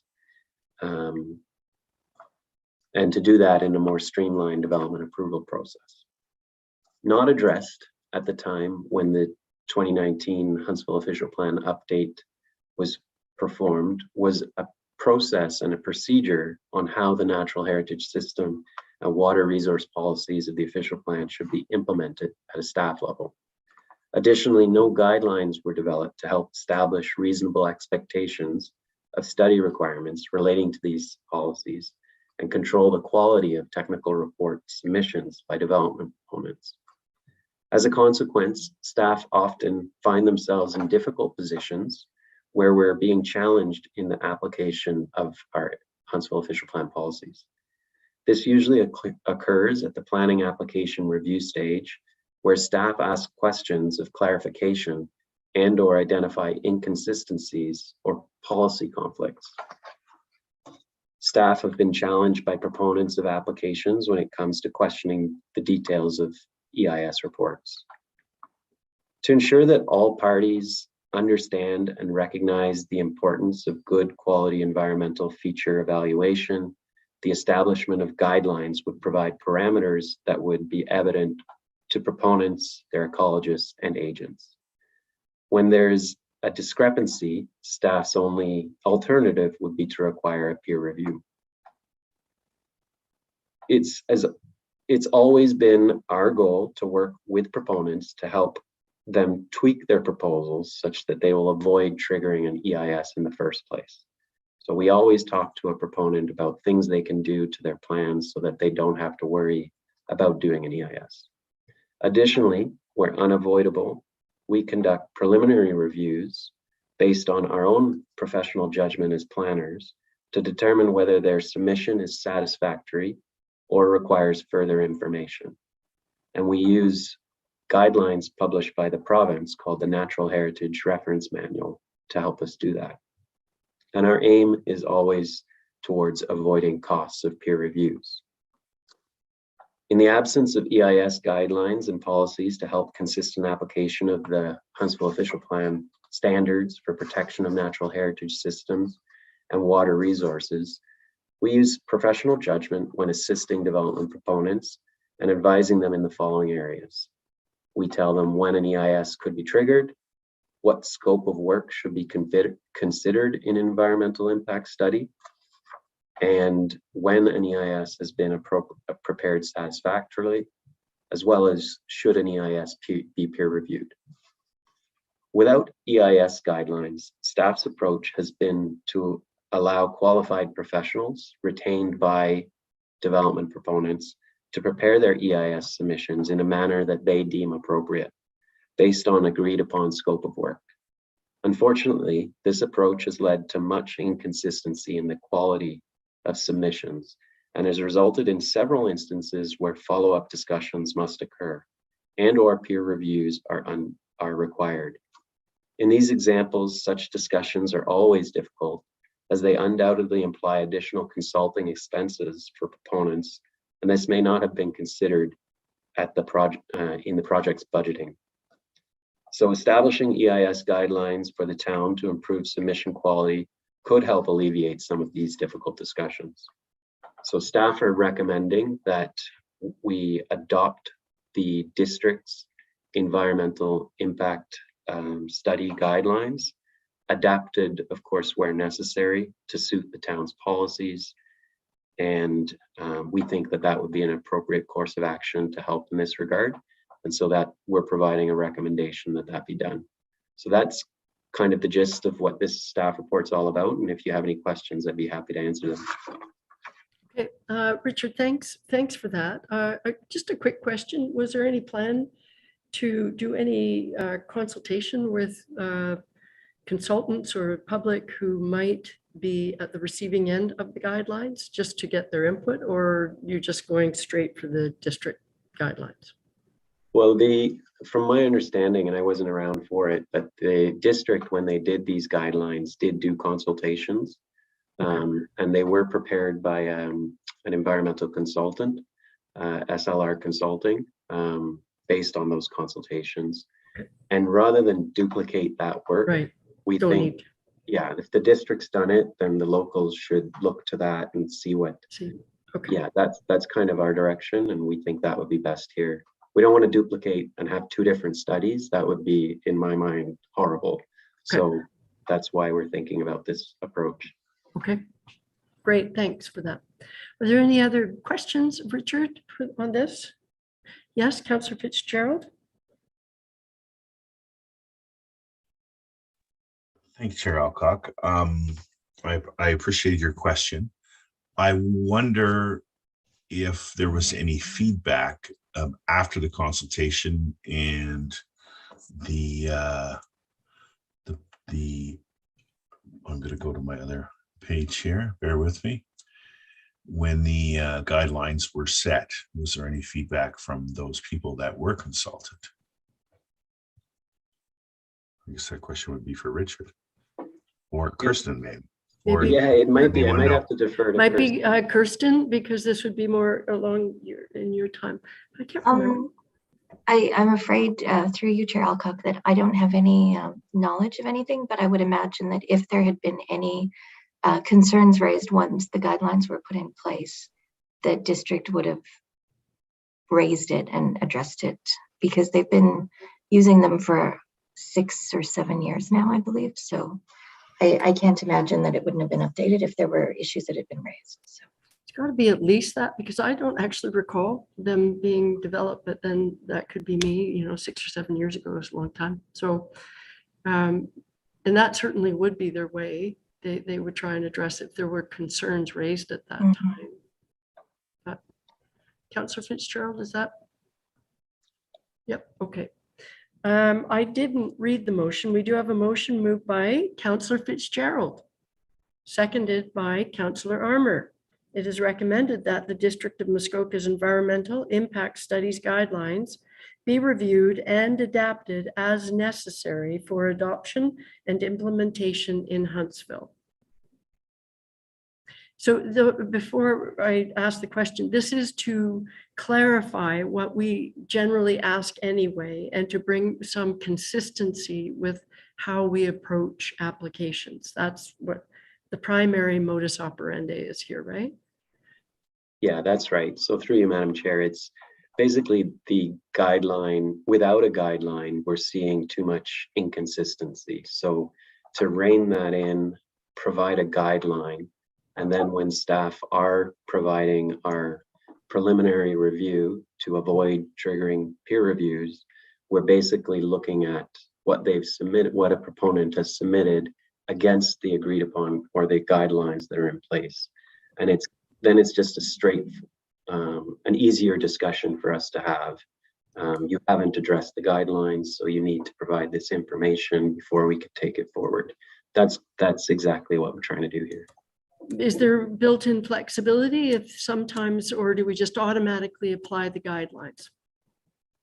The flexibility is in the scoping of the work that would be needed. So there's a guideline that guides overall content of what needs to be in an EIS, but then you can tailor the scope of work based on the development that's being proposed or what features need to be looked at. So that's a scoping exercise. That's helpful. Thank you. Councillor Fitzgerald, one last comment to you. Thank you, Chair Alcock. I wonder if we're approving this before we have guidelines in place. What are the guidelines? That's, I guess, a question. So you'd like to see that the guidelines, well, the guidelines are, we're using the District of Muskoka's environmental impact study guidelines. So you're questioning their guidelines? I'm not at all familiar with their guideline. So I don't, again, feel comfortable making a decision based on a guideline that I'm unfamiliar with. And shame on me, but I'm not familiar with it. So what, okay, I noticed your worship, your hand went flying up just then. So before I make a comment, I will ask you. I guess when I read the report, the first thing I looked for was the attachment of the district guidelines. And then I sort of reread it and said, okay, well, I guess we're going to review their guidelines and then adopt them. But it does seem a little bit like we're saying, well, I guess what we're doing is we're approving staff to review them and use them if they like them, but we're not actually reviewing them. Is that fair to say? Richard, would you like to comment on the wording of this motion and what this motion means? Yeah, I guess what we were anticipating is these guidelines exist at the district level and they are applied in Huntsville anyway. So if you have an application for a subdivision or a condominium, so it involves a district approval, you're going to have to apply these EIS guidelines. And what we were saying is rather than come up with the town's own guidelines and have maybe two separate standards for an environmental consultant to apply.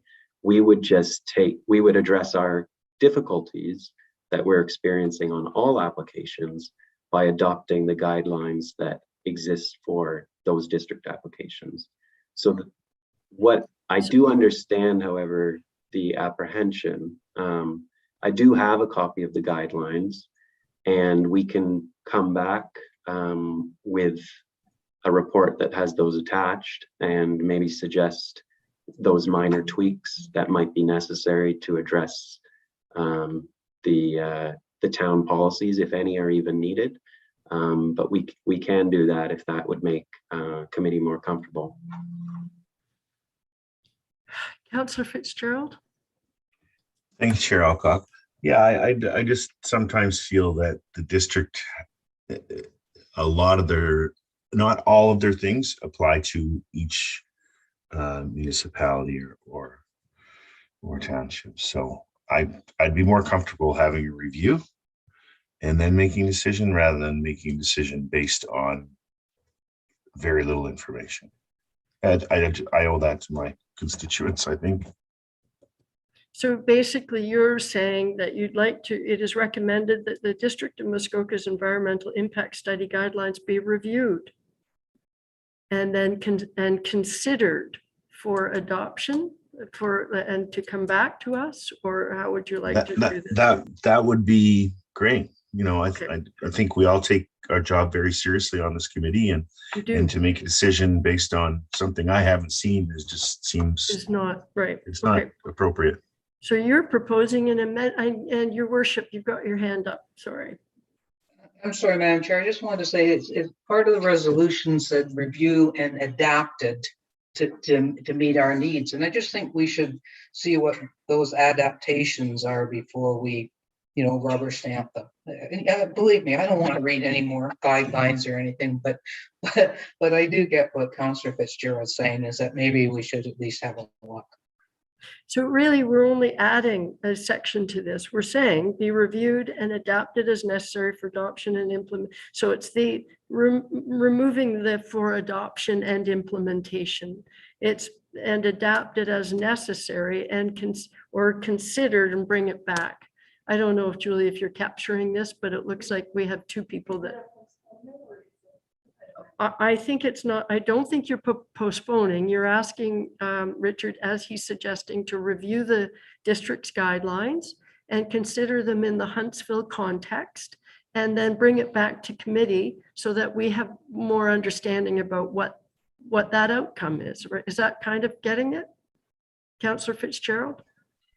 Yeah, I think that's getting it. And I would even be more acceptable if planning department went through it and suggested, I can't imagine that they would agree with everything in the district policy either. I know you say you want to adapt it, so I would like to see your changes that you feel are more appropriate for Huntsville highlighted in that as well. Okay, so you know what, Julie said to me, maybe are you looking to defer this? And in many respects, maybe that's what we're doing, that Richard can do exactly what you're proposing to do and then bring it back to committee with your suggestions. I think that makes more sense rather than us giving you authorization to review it. You can do that and then bring it back. Does that meet with your satisfaction, Councillor Fitzgerald? It's more of a deferral than tinkering with the language. Yeah, I'm fine with. Okay, so we have a motion to defer, seconded by your worship. Okay. All right. Richard, is that clear as mud for you, that you kind of get the intention there? Yeah, I just to be clear for everyone, these are existing guidelines that are going to be applied by the district no matter anyway. What. Yep. So if we're doing any tweaking, it's just because we might have different policy language, and that would be it. So we would strongly suggest that we're not doing any tweaks. These are good guidelines. They're what I would write myself. So it's really just I think we'll do that review just so you can see them, and if those changes are needed, we can flag them. But these guidelines exist and they are used by the district, and regardless of what we say. So we'll have to keep that in mind as we do this review.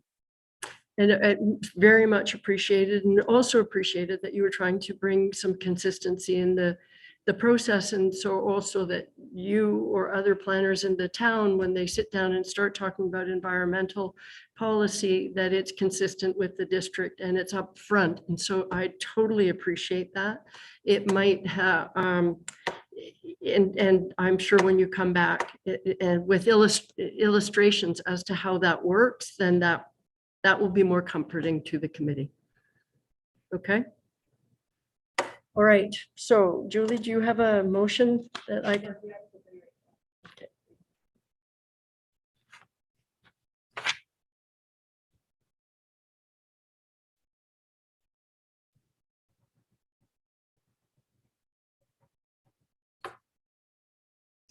Councillor Fitzgerald, you still have your hand up.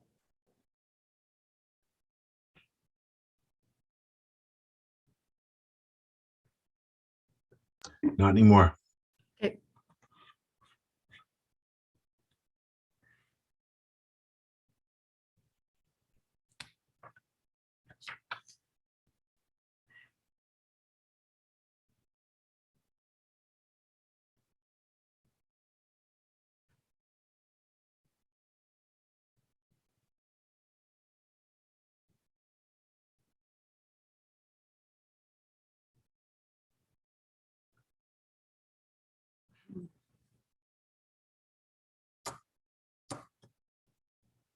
Okay, Julie's about to put it up on the screen.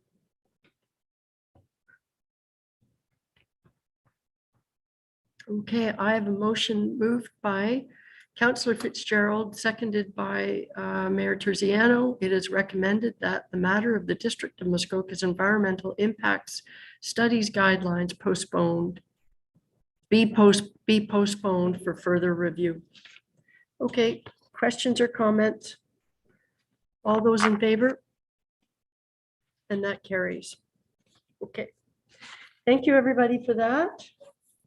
I don't think we've had an item today that hasn't been amended. Just saying, just little bit of information, putting it out there. All right, with that, we are moving right along. And thank you, Richard, for that update on a really important issue. So we are moving along to previous business, and we have one item under this, which is Z23-2021 HT and B44-45-2021 HT, Pacinda 25 and 35 Rowanwood Lane. And it is over to you, Kelsey, your last item of the day. Thank you, Madam Chair, and I'll try to give a brief description, but also don't worry about us. But also, it's been a while since November, so I'll try to rejig your memories a little bit. Thank you, Madam Chair. So through you, the subject property is located at 25 and 2035 Rowanwood Lane. This item is back before you as the application was deferred at the November 10th Committee of Adjustment meeting in 2021 until such time the applicant was able to provide a site-specific soils inspection and identify suitable building envelopes for the retained and severed lands. These items were provided to the town for review and were outlined in the report. The applicant submitted the water quality impact assessment, and through this assessment, building envelopes and septic system locations were identified using mitigation and best practice policies. The report's author concluded that the proposed development of the reconfigured vacant lots is environmentally feasible as proposed, and the development should not result in negative impacts to the overall water quality of Mary Lake. The policy discussion and analysis contained in the previous report would continue to apply with respect to the proposed rezoning and consent applications. To reiterate, although the existing lot frontages in the same area may be smaller, where new lot creation is proposed on or adjacent to a near water body, an increased shoreline frontage is required. Where the distance is narrow, water body from shore to shore is less than 90 meters. The maximum shoreline frontage is 120 meters. In this instance, the subject properties front onto a water body that is less than 90 meters in width.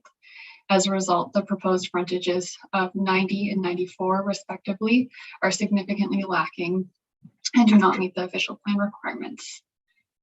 Please note that the official plan also states that greater lot frontages are required when there are constraints on a particular narrow waterway and to address natural heritage features.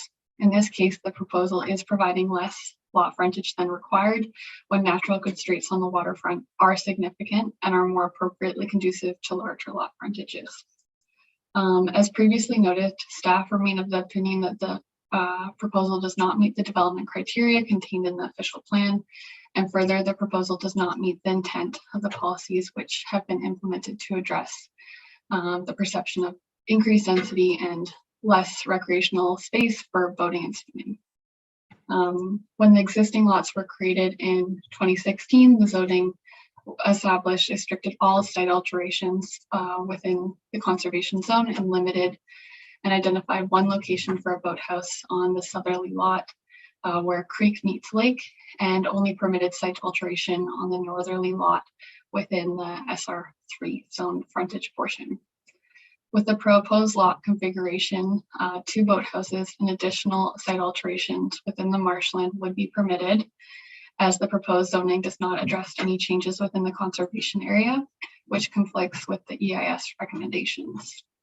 The district has provided updated comments, which were in attachment 4. District staff noted they would not oppose to the proposal provided the recommendations from the assessment are applied and the building and septic envelopes are implemented.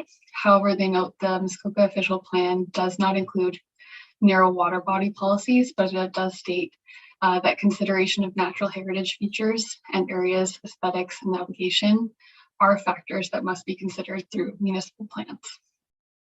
In view of the foregoing, the applications do not meet the intent of the official plan and are not consistent with the provincial policy statement. So therefore, staff are recommending denial. Please note if committee chooses to support the zoning, the existing exception for the conservation zoning at the front of the property should be amended to not permit a boathouse on the new separate lands. It should also be noted that docks are not permitted within the conservation zones. Thank you very much, and I'd be happy to answer any questions. Thank you very much for that, Kelsey. I do understand that the applicant or the applicant's representative is here and would like to speak to this application, I believe. And Chair Alcock, I do see one hand raised, so I will bring them in. Okay, thank you.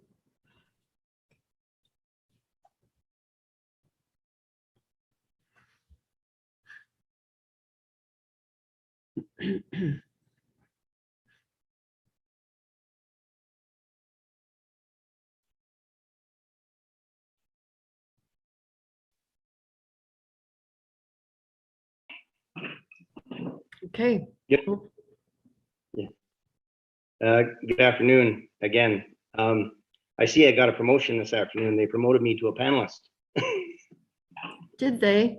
Yeah, that's I'm pretty sure good. that was a mistake, Lanny, but there you go. Mistakes happen. Yeah, I guess every now and then you make the odd mistake. Yep. Exactly. Lenny Dennis, Wayne Simpson and Associates, 3-76 King William Street, P1A24. Represent the owners. Thanks for the presentation to the planner. The application, these applications were previously deferred for soils investigation, which would help facilitate where the building envelopes and the septic envelopes be located on the property. The owners went out and retained the services of a qualified professional ecologist to do that study. It was submitted to the planning department, and as noted by the town planner, the district of Muskoka responded that they were not opposed to the applications.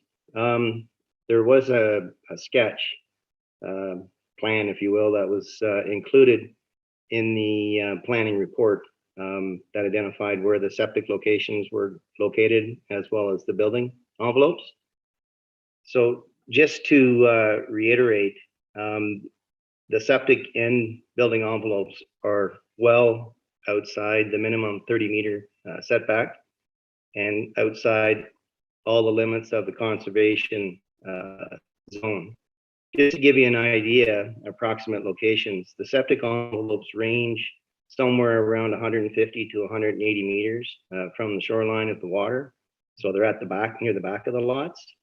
And the building envelopes, just to give you an idea in terms of range, approximate range, around 50 to 100 meters from the shoreline, depending on what lot you happen to be on. There was an updated ecological report as well to address the natural heritage features on the property.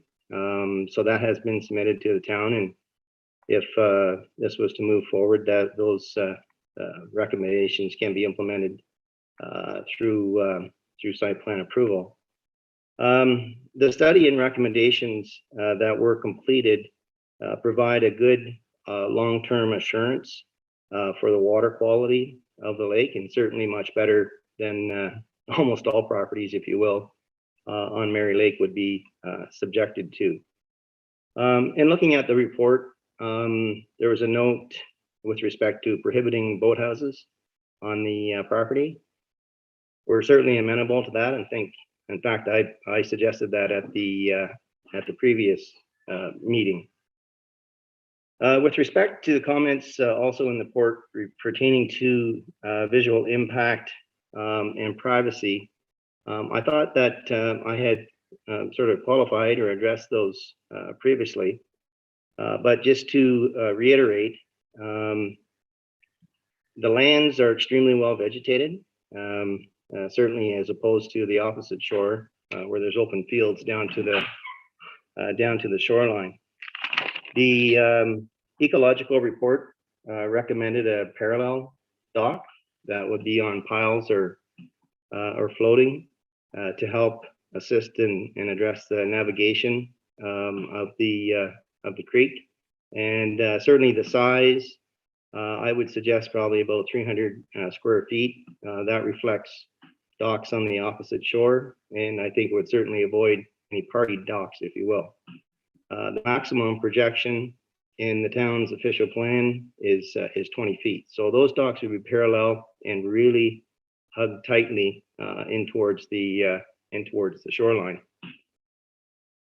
The lots proposed, based on the average of 6 lots in the area, just to take a look at the character, the average of those lots are about 205 feet and consist of about 2.6 acres versus the average of 308 feet and 4.15 acres.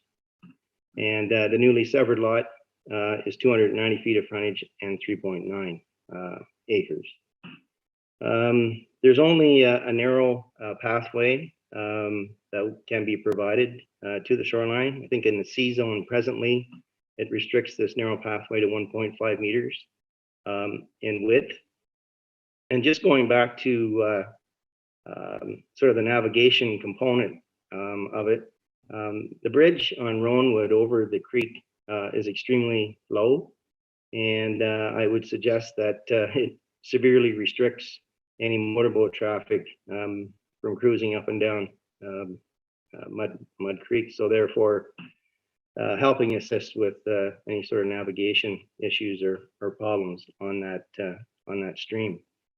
The dock locations, as noted in the ecological report, they avoid type 1 fish habitat, and they reflect the 2 existing docks on the opposite shore, which appear to be functioning quite well. The pathways, and back to the 1.5 meters, are located on a gentle slope with stable bank to minimize their ecological impact. With respect to a couple other notes in the report, in the town's report related to noise, I think this would be extremely limited given the amount of vegetation, the small nature of the docks. There's also no shoreline activity area recommended, just only a pathway. There's only going to be one new cottage and one new boat, if you will. And of course, the town has their noise bylaw as well. With respect to lighting, I would have thought that we could address this at the site plan control stage regarding, I guess, navigation and lighting on the building.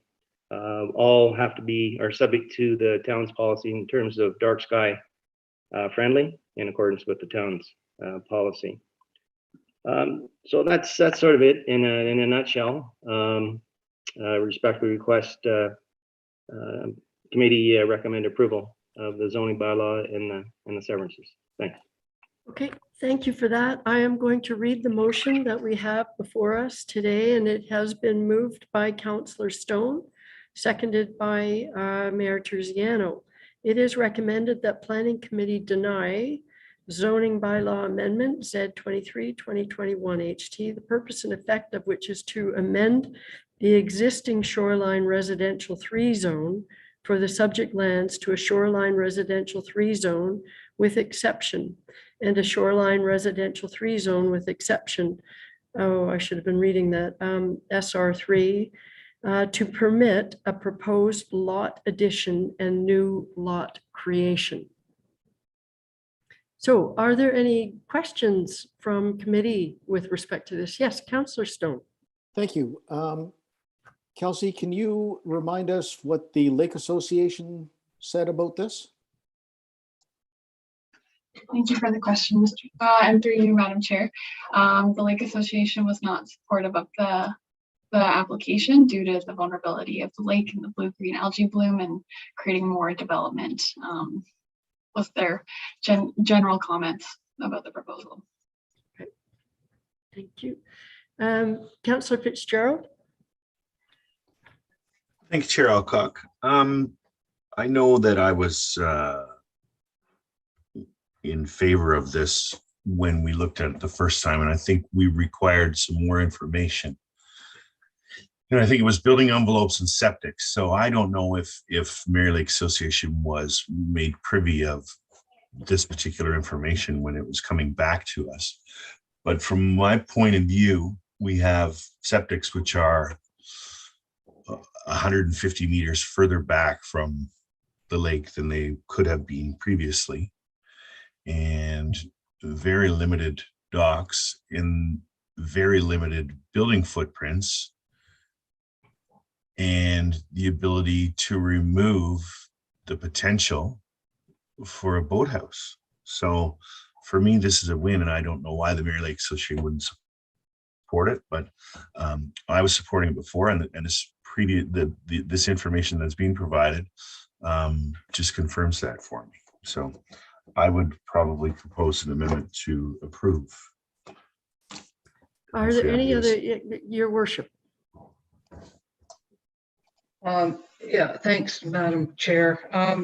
You know what, I know we deferred it back to get more information on soils and water, but I still, with the narrow water body and the,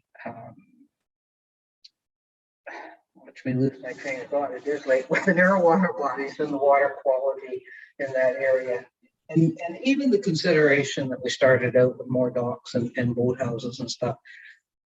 Yeah, I don't think I can support this. I just don't think it meets the intent of our official plan. And I think that, you know, there may be a day down the road where water quality improves and, you know, things change. But right now, it just doesn't tick off any of the boxes for me. So unless somebody can convince me otherwise in the next few minutes, I don't think I can support it. Okay, Councillor Armour. Thank you, Chair Alcock. First, I have a question. Are there, I think Lanny said there are docks on the other side of this river. Can you confirm there are actual buildings or docks on the other side of the river? Anyone? Lanny. Yeah, I'm listening again, I'm paying attention. Yeah, there's a dock down on the opposite side, closer to the mouth of the creek where it enters Mary Lake. And then there's one further upstream, sort of in that open field that I made reference to. There are photos, there are actually photos in in the ecological report identify the 2 docks that I'm referencing. Thanks for that, Lanny. I think we've sent this applicant back to the drawing board and cost them money and time and energy to come back with this study, and they completed the work that we've asked them to complete, and now just to come back here and have it, deny it again. I don't think that's what we're here for. I think we ask them for things and they follow through and they bring it back to us, and I can support this now that I see all the work that's been done with it. And going forward, I think that we can, with your site plan, we can control anything that's happening along the water's edge. Okay, thank you for that. Councillor Fitzgerald followed. Oh, sorry, I'm going to go to Councillor Weeb before Councillor Fitzgerald. Thank you. Oh, wow, look at that. Thanks, Chair Alcock. I was leaning towards supporting last time due to the size of the lots and the really long setbacks, and I kind of confirm agree with Councillor Fitzgerald that it's confirmed, the added information really has confirmed that I think it can be done in a really sensitive way. I like the idea of prohibiting a boathouse and keeping the docks parallel and small. I would even put restrictions on the 300 square feet. I would probably maybe even consider even a little less than that. But having, I guess it's maybe not fair to say, but having owned a property that was sort of similar in this, with a narrow water body, with a long way to the water's edge, I can I can see how it would be done in a sensitive way, and can be done keeping the integrity of the water quality and the surrounding area intact. So I'm okay with supporting the changes, given assuming that we make those additions to it, limiting the boathouses, etc. Okay, thank you for that. Just a quick, I apologize, Councillor Fitzgerald, but I do have a question about the dock location, just because we've talked about the docks. And what I'm looking at, it looks like they're right in the middle of the fish habitat one. I thought, Lanny, you said they're outside of it. Am I misreading the sketch that I'm looking at? The recommendations provided by the Fry Corp proposed, I think there was 4 dock locations. Mm-hmm. And those dock locations, according to the ecologist, are outside of the type 1 fish habitat. Okay. That's why they were selected. Oh, okay. It doesn't appear that way on the sketch, but then maybe that's just something. Well, I don't know. I'm just going by what they confirmed on site. They're saying that it's possible to put them outside of it. Okay. Councillor Fitzgerald. Thank you, Chair Alcock. Just to add to the information Lanny provided about docks, there's actually a boat launch in the middle of the field, and there's 2 docks at the bridge at the end of Mud Creek, where it becomes almost unnavigable, and 1 just north of the proposed lot. So there's 1, 2, 3 other docks further north, and the boat launch across the field. And I appreciate your comments, Mayor Terziano, and I agree with you. Water quality is something that is very predominant in everyone's minds right now, and I think that this solution provides us with 130 meter more setback on 2 lots versus the 30 meter setback, and from those sensitive areas, and very limited waterfront use. So I think this is a plus over the original consideration. We have more restrictions, and again, the removal of the boathouse. So like I said, I was in favor of this before, and now that this came back with the more information, I think it's a better situation.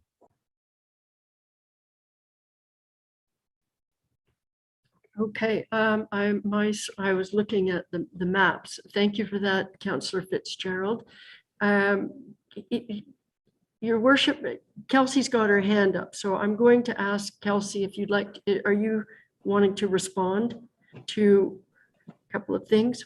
Yeah, I just wanted to clarify, thank you, about the dock locations. So the report in Frycorp says that if they're suitable dock locations, they don't say they're outside of type 1 fish habitat.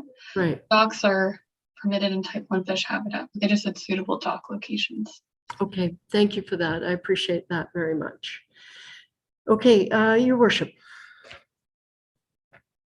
Thanks, Madam Chair. I said you might be able to change my mind, but committee makes good arguments, but I just go back to in 2016, the zoning was established to restrict all site alteration within the conservation zone, to limit and identify one location for the boathouse. And, I think the piece that gets me is I think we all sat in this committee back in 2016 when we did that. And it's just the way we keep seeing applications come back and nibble away. So we say, yes, you can have this today, but that's it and no more. And what are we, 6 years down the road and back we are again. So that's the kind of thing that, it annoys me more than anything else, I think. But if I'm going to support this today, it has to be with the restrictions written in stone. And don't ask me to sit down and start writing this resolution right now because I'm too tired to do it. But I would want to see all the restrictions written in stone on this application if we were to allow it to go ahead. And with respect to that, if the current wording of what we have before us doesn't do that, it just allows it to happen if we change the word from deny to approve. So yeah, I mean, it isn't very clear that, oh yeah, now we're going to remove the boathouse and now we're going to do this. Nothing's very clear because the recommendation before us is to deny. And so if to your motion to amend, Councillor Fitzgerald, you're basically saying you would approve rather than deny. And yet the discussion has been around with a bunch of conditions, right? So, and those conditions have not been, they're not in this motion. Did I get a seconder for that motion? Councillor Armour. I would be happy to provide those additional things in my motion because I agree with them and I think they're the right things to do. So to Councillor, we alluded to size of the docks. Lanny suggested 300 feet. Well, it is, 200 feet big enough. So remove. But here we go one more time. Okay, so and let's I hear you. What you're proposing is to do this, but now you want us to start drafting the conditions. And this is not the role of our committee to start drafting conditions. I'm not quite sure if you have a suggestion, Councillor Fitzgerald, and I apologize for cutting you off, but I am getting tired. So yeah. It was suggested that if a committee does want to approve this, that we included the removal of the boathouse. And let's limit the size of the docks and the waterfront amenity area. And I would be quite satisfied. So remove the boathouse, no boathouses will be allowed. And no boathouses in the future as well. Right? Correct. So it doesn't come back in 4 years' time. Yep. Okay, and what else? So the dock size, do you have a specification on the dock size? Limited to 200 square feet. Okay. Are you getting at this, Julie? So I think what we need at this point is a Councillor Fitzgerald, are you suggesting? Good, Kelsey's hand has gone up. That's really great. Thank you. Thank you. I just wanted to clarify because in allowing a dock, you're kind of in essence permitting an amenity area because there has to be, like in the others, so there's two conservation exception zones on this property. On the north portion, it says that no site alteration is permitted, inclusive of removal of vegetation. On the other one, it says that you're allowed a boathouse and type 1 fish habitat, and that you're allowed a meandering path of 1.5 meters. So by adding the dock, it might also be helpful to also look at the amenity area and that pathway and whether those are going to change as well. So That was my next comment. Let's limit them both to 1.5 meters. Okay, so I don't know how many conditions have we just added, Councillor Fitzgerald? No boathouse, dock size, and amenity reduced. And do you have a number for the reduction of the amenity? Kelsey, you? Yep. She suggested 1.5 meters. Sorry, I just want to clarify that these wouldn't be conditions. These would be an exception to the conservation zoning. Okay, all right. Yeah. So this is my point. I appreciate your comments, Kelsey, and I understand what you want to do, Councillor Fitzgerald. My issue is that we right now, at the end of the day, are adding wording, changing the bylaw recommendation from staff, and flipping around and adding exceptions that we're kind of doing in the last minute and rhyming them off what we think is important. But in doing this, we might be missing one, or we might not be thinking as clearly. So my preference is not to do policy at the 11th hour of planning committee.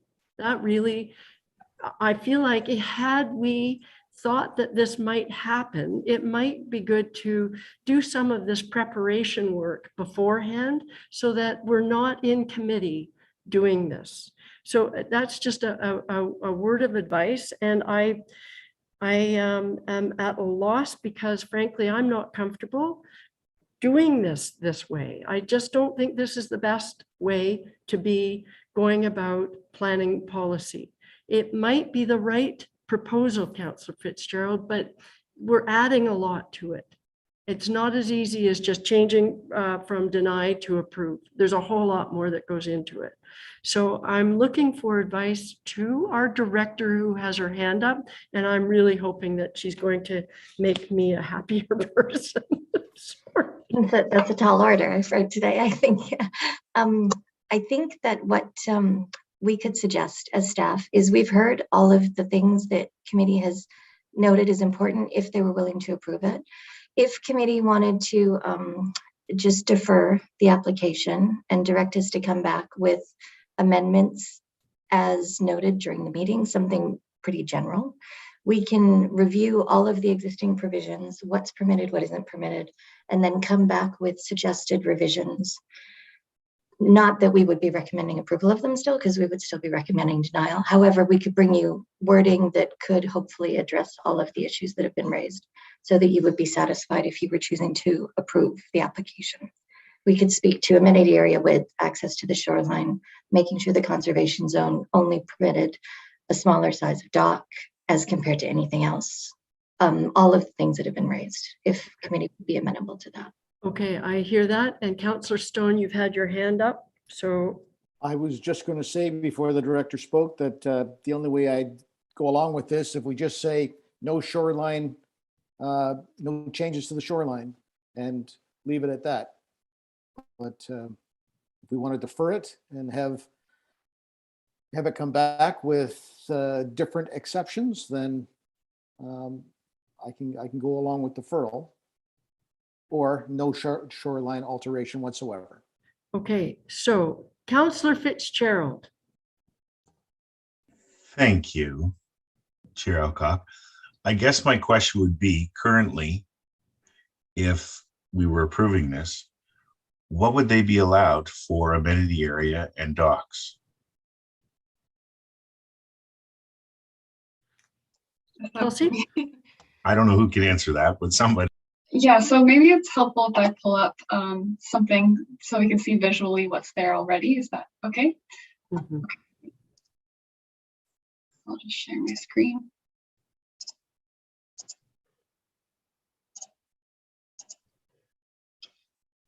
Okay, so here's the properties, the subject properties. So right now there's 2 and they're proposing to make 3. So the third severed portion will have a bit of this C zoning, exception 297, which permits the boathouse and type 1 fish habitat, permits the boathouse and allows for a meandering boardwalk or a boardwalk of 1.5 meters.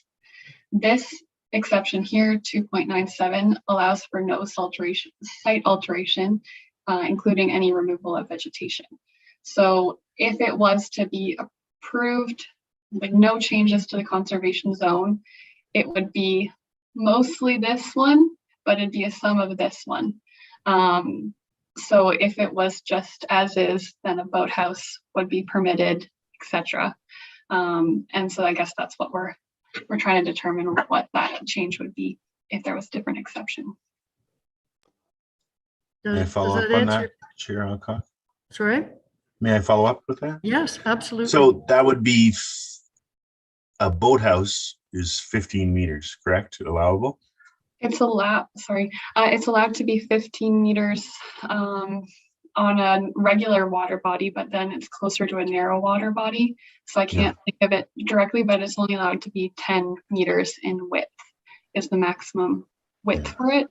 But I could look up quickly what the projection would be. But typically on a lake, it's 15 meters. Okay, so we're talking about a difference of 20 meters versus 4.5 meters of developable or pathways down through to the river. Okay. So Councillor Fitzgerald, since you're the one who would like to move the motion, and it was seconded by Councillor Armour, I believe, to change the wording from deny to approve. The other suggestion has been recommended, or not recommended, suggested that we could defer this for a month while we work out some of the further details on this. Would that be appropriate for either of the mover or seconder? Yes, to the seconder. And the mover? Yeah, that's fine. I just think we should come back with the discussion, all of the items, as Yeah. suggested by the director, they will still recommend denial, but there will be a position on how those changes that you're talking about, those exceptions could work and what those exceptions would look like. I think that would make for a more informed discussion, that we would all be at the same level if that happened. That would be my opinion. So Councillor Fitzgerald, are you willing to move that motion to defer for a month? Yes.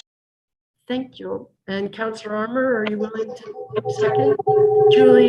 Julie's up on the screen, and so that must mean Yes, I will defer that, but I'd also like to see that the Mary Lake Association be notified and updated with the current. I think that great suggestion. Great suggestion. All right, so Julie, are you, did you pop up for a reason to? I was just going to clarify that it was with that, because that was before it would have to be withdrawn, but that counts as the withdrawal, so that's all. Okay. Because the amendment was put forward. So are you typing up the deferral? Yeah. All right, perfect. Thank you. My apologies, everybody. I'm just getting really testy, and it's been a long meeting and lots of amendments. So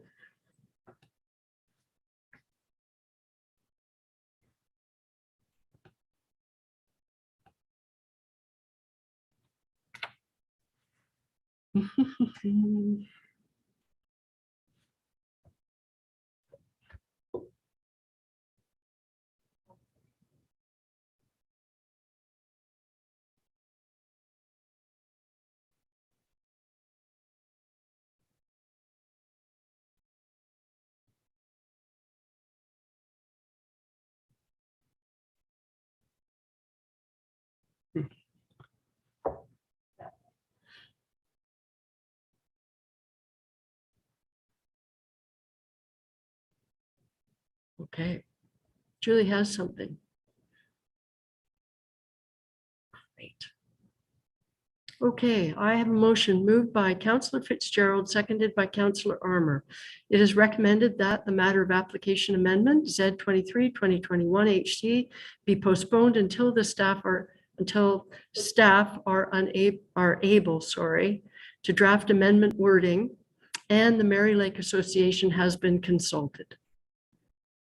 Does that meet with everybody's? Okay, the movers, that's most important. The mover is nodding yes. So there we go. That's great. All right, any questions or comments about that? Seeing none, I will call the question. All those in favor? That's carried unanimously. Thank you so very much for that, Julie. Okay, amendment. Amended to defer. Okay, and thank you, Kelsey, for putting up with us. Thank and you. for that. Have a good evening. Thank you. All right, we have nothing under new business, and under general, we have a verbal update from Richard on our community planning permit. Yes, thank you. I'll be quick. So through you, Madam Chair. Right now, staff and our consultants are still working on the second draft of the community planning permit bylaw, but we are nearing completion and do believe that the second round of public engagement, which would involve public open houses and the second public meeting, can occur in April. So we're working to put the finishing touches on it so that we can circulate that shortly. The format for those meetings right now, just because of loosening of some restrictions, we do believe that one of the open houses would be virtual, but one of them would be open to the public, so in person. And the second public meeting event, which would happen at the end of April, would be an in-person public meeting.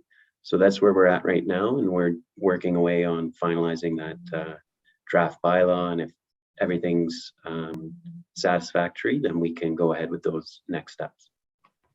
Great. So is Any that questions? Yes, Mayor Terziano. Thanks, Madam Chair. Just, I guess, Richard, there's going to be advertising lead time for these. So have you got a sense of what dates we're looking at yet for public engagement and the public meeting? So public open houses would be with it mid-April. So towards the end, I don't have a calendar up, but I will bring it up. So towards the end of the week of the 11th, so 14th or 15th, and then there would be a special council meeting for the second public meeting, and I believe that would be in the evening on the 26th.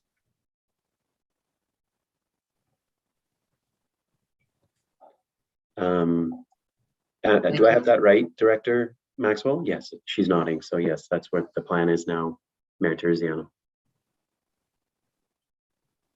Thank you. And I think probably through you to Kirsten, we should probably, if that 26 looks firm, we should probably get that info out to council so that they can clear their schedules for that sooner than later. And that is in person. That would be in the theater. Is that the thought? Where would that be? The theater. Yeah, that's the current plan, is that would be the venue suitable for that. Okay, great, good. Crystal. If I may just add to that, and Richard did speak to this as well, we are still confirming all those dates. So you will receive emails and there'll be notices to the public and everything, but we are still confirming those dates. So not set in stone at this time. Okay, but shortly, we're sometime very soon. They will be confirmed. Okay, perfect. Thank you. Thank you all for that. No other questions of Richard regarding that? Okay, so moving right on. Thank you, Richard. The second item, 10.2, is staff delegated approvals. Are there any questions with respect to that? No. Unless Kirsten, did you want to speak to any of it? No. Okay, then we'll move right along to item number 11, which is adjournment. I have a motion moved by Councillor Armour, seconded by Councillor Weeb. It is recommended that we do hereby adjourn at, what is it, 5:16 PM. All those in favor? And that carries, that's funny, that carries unanimously too. All right. With that, see you.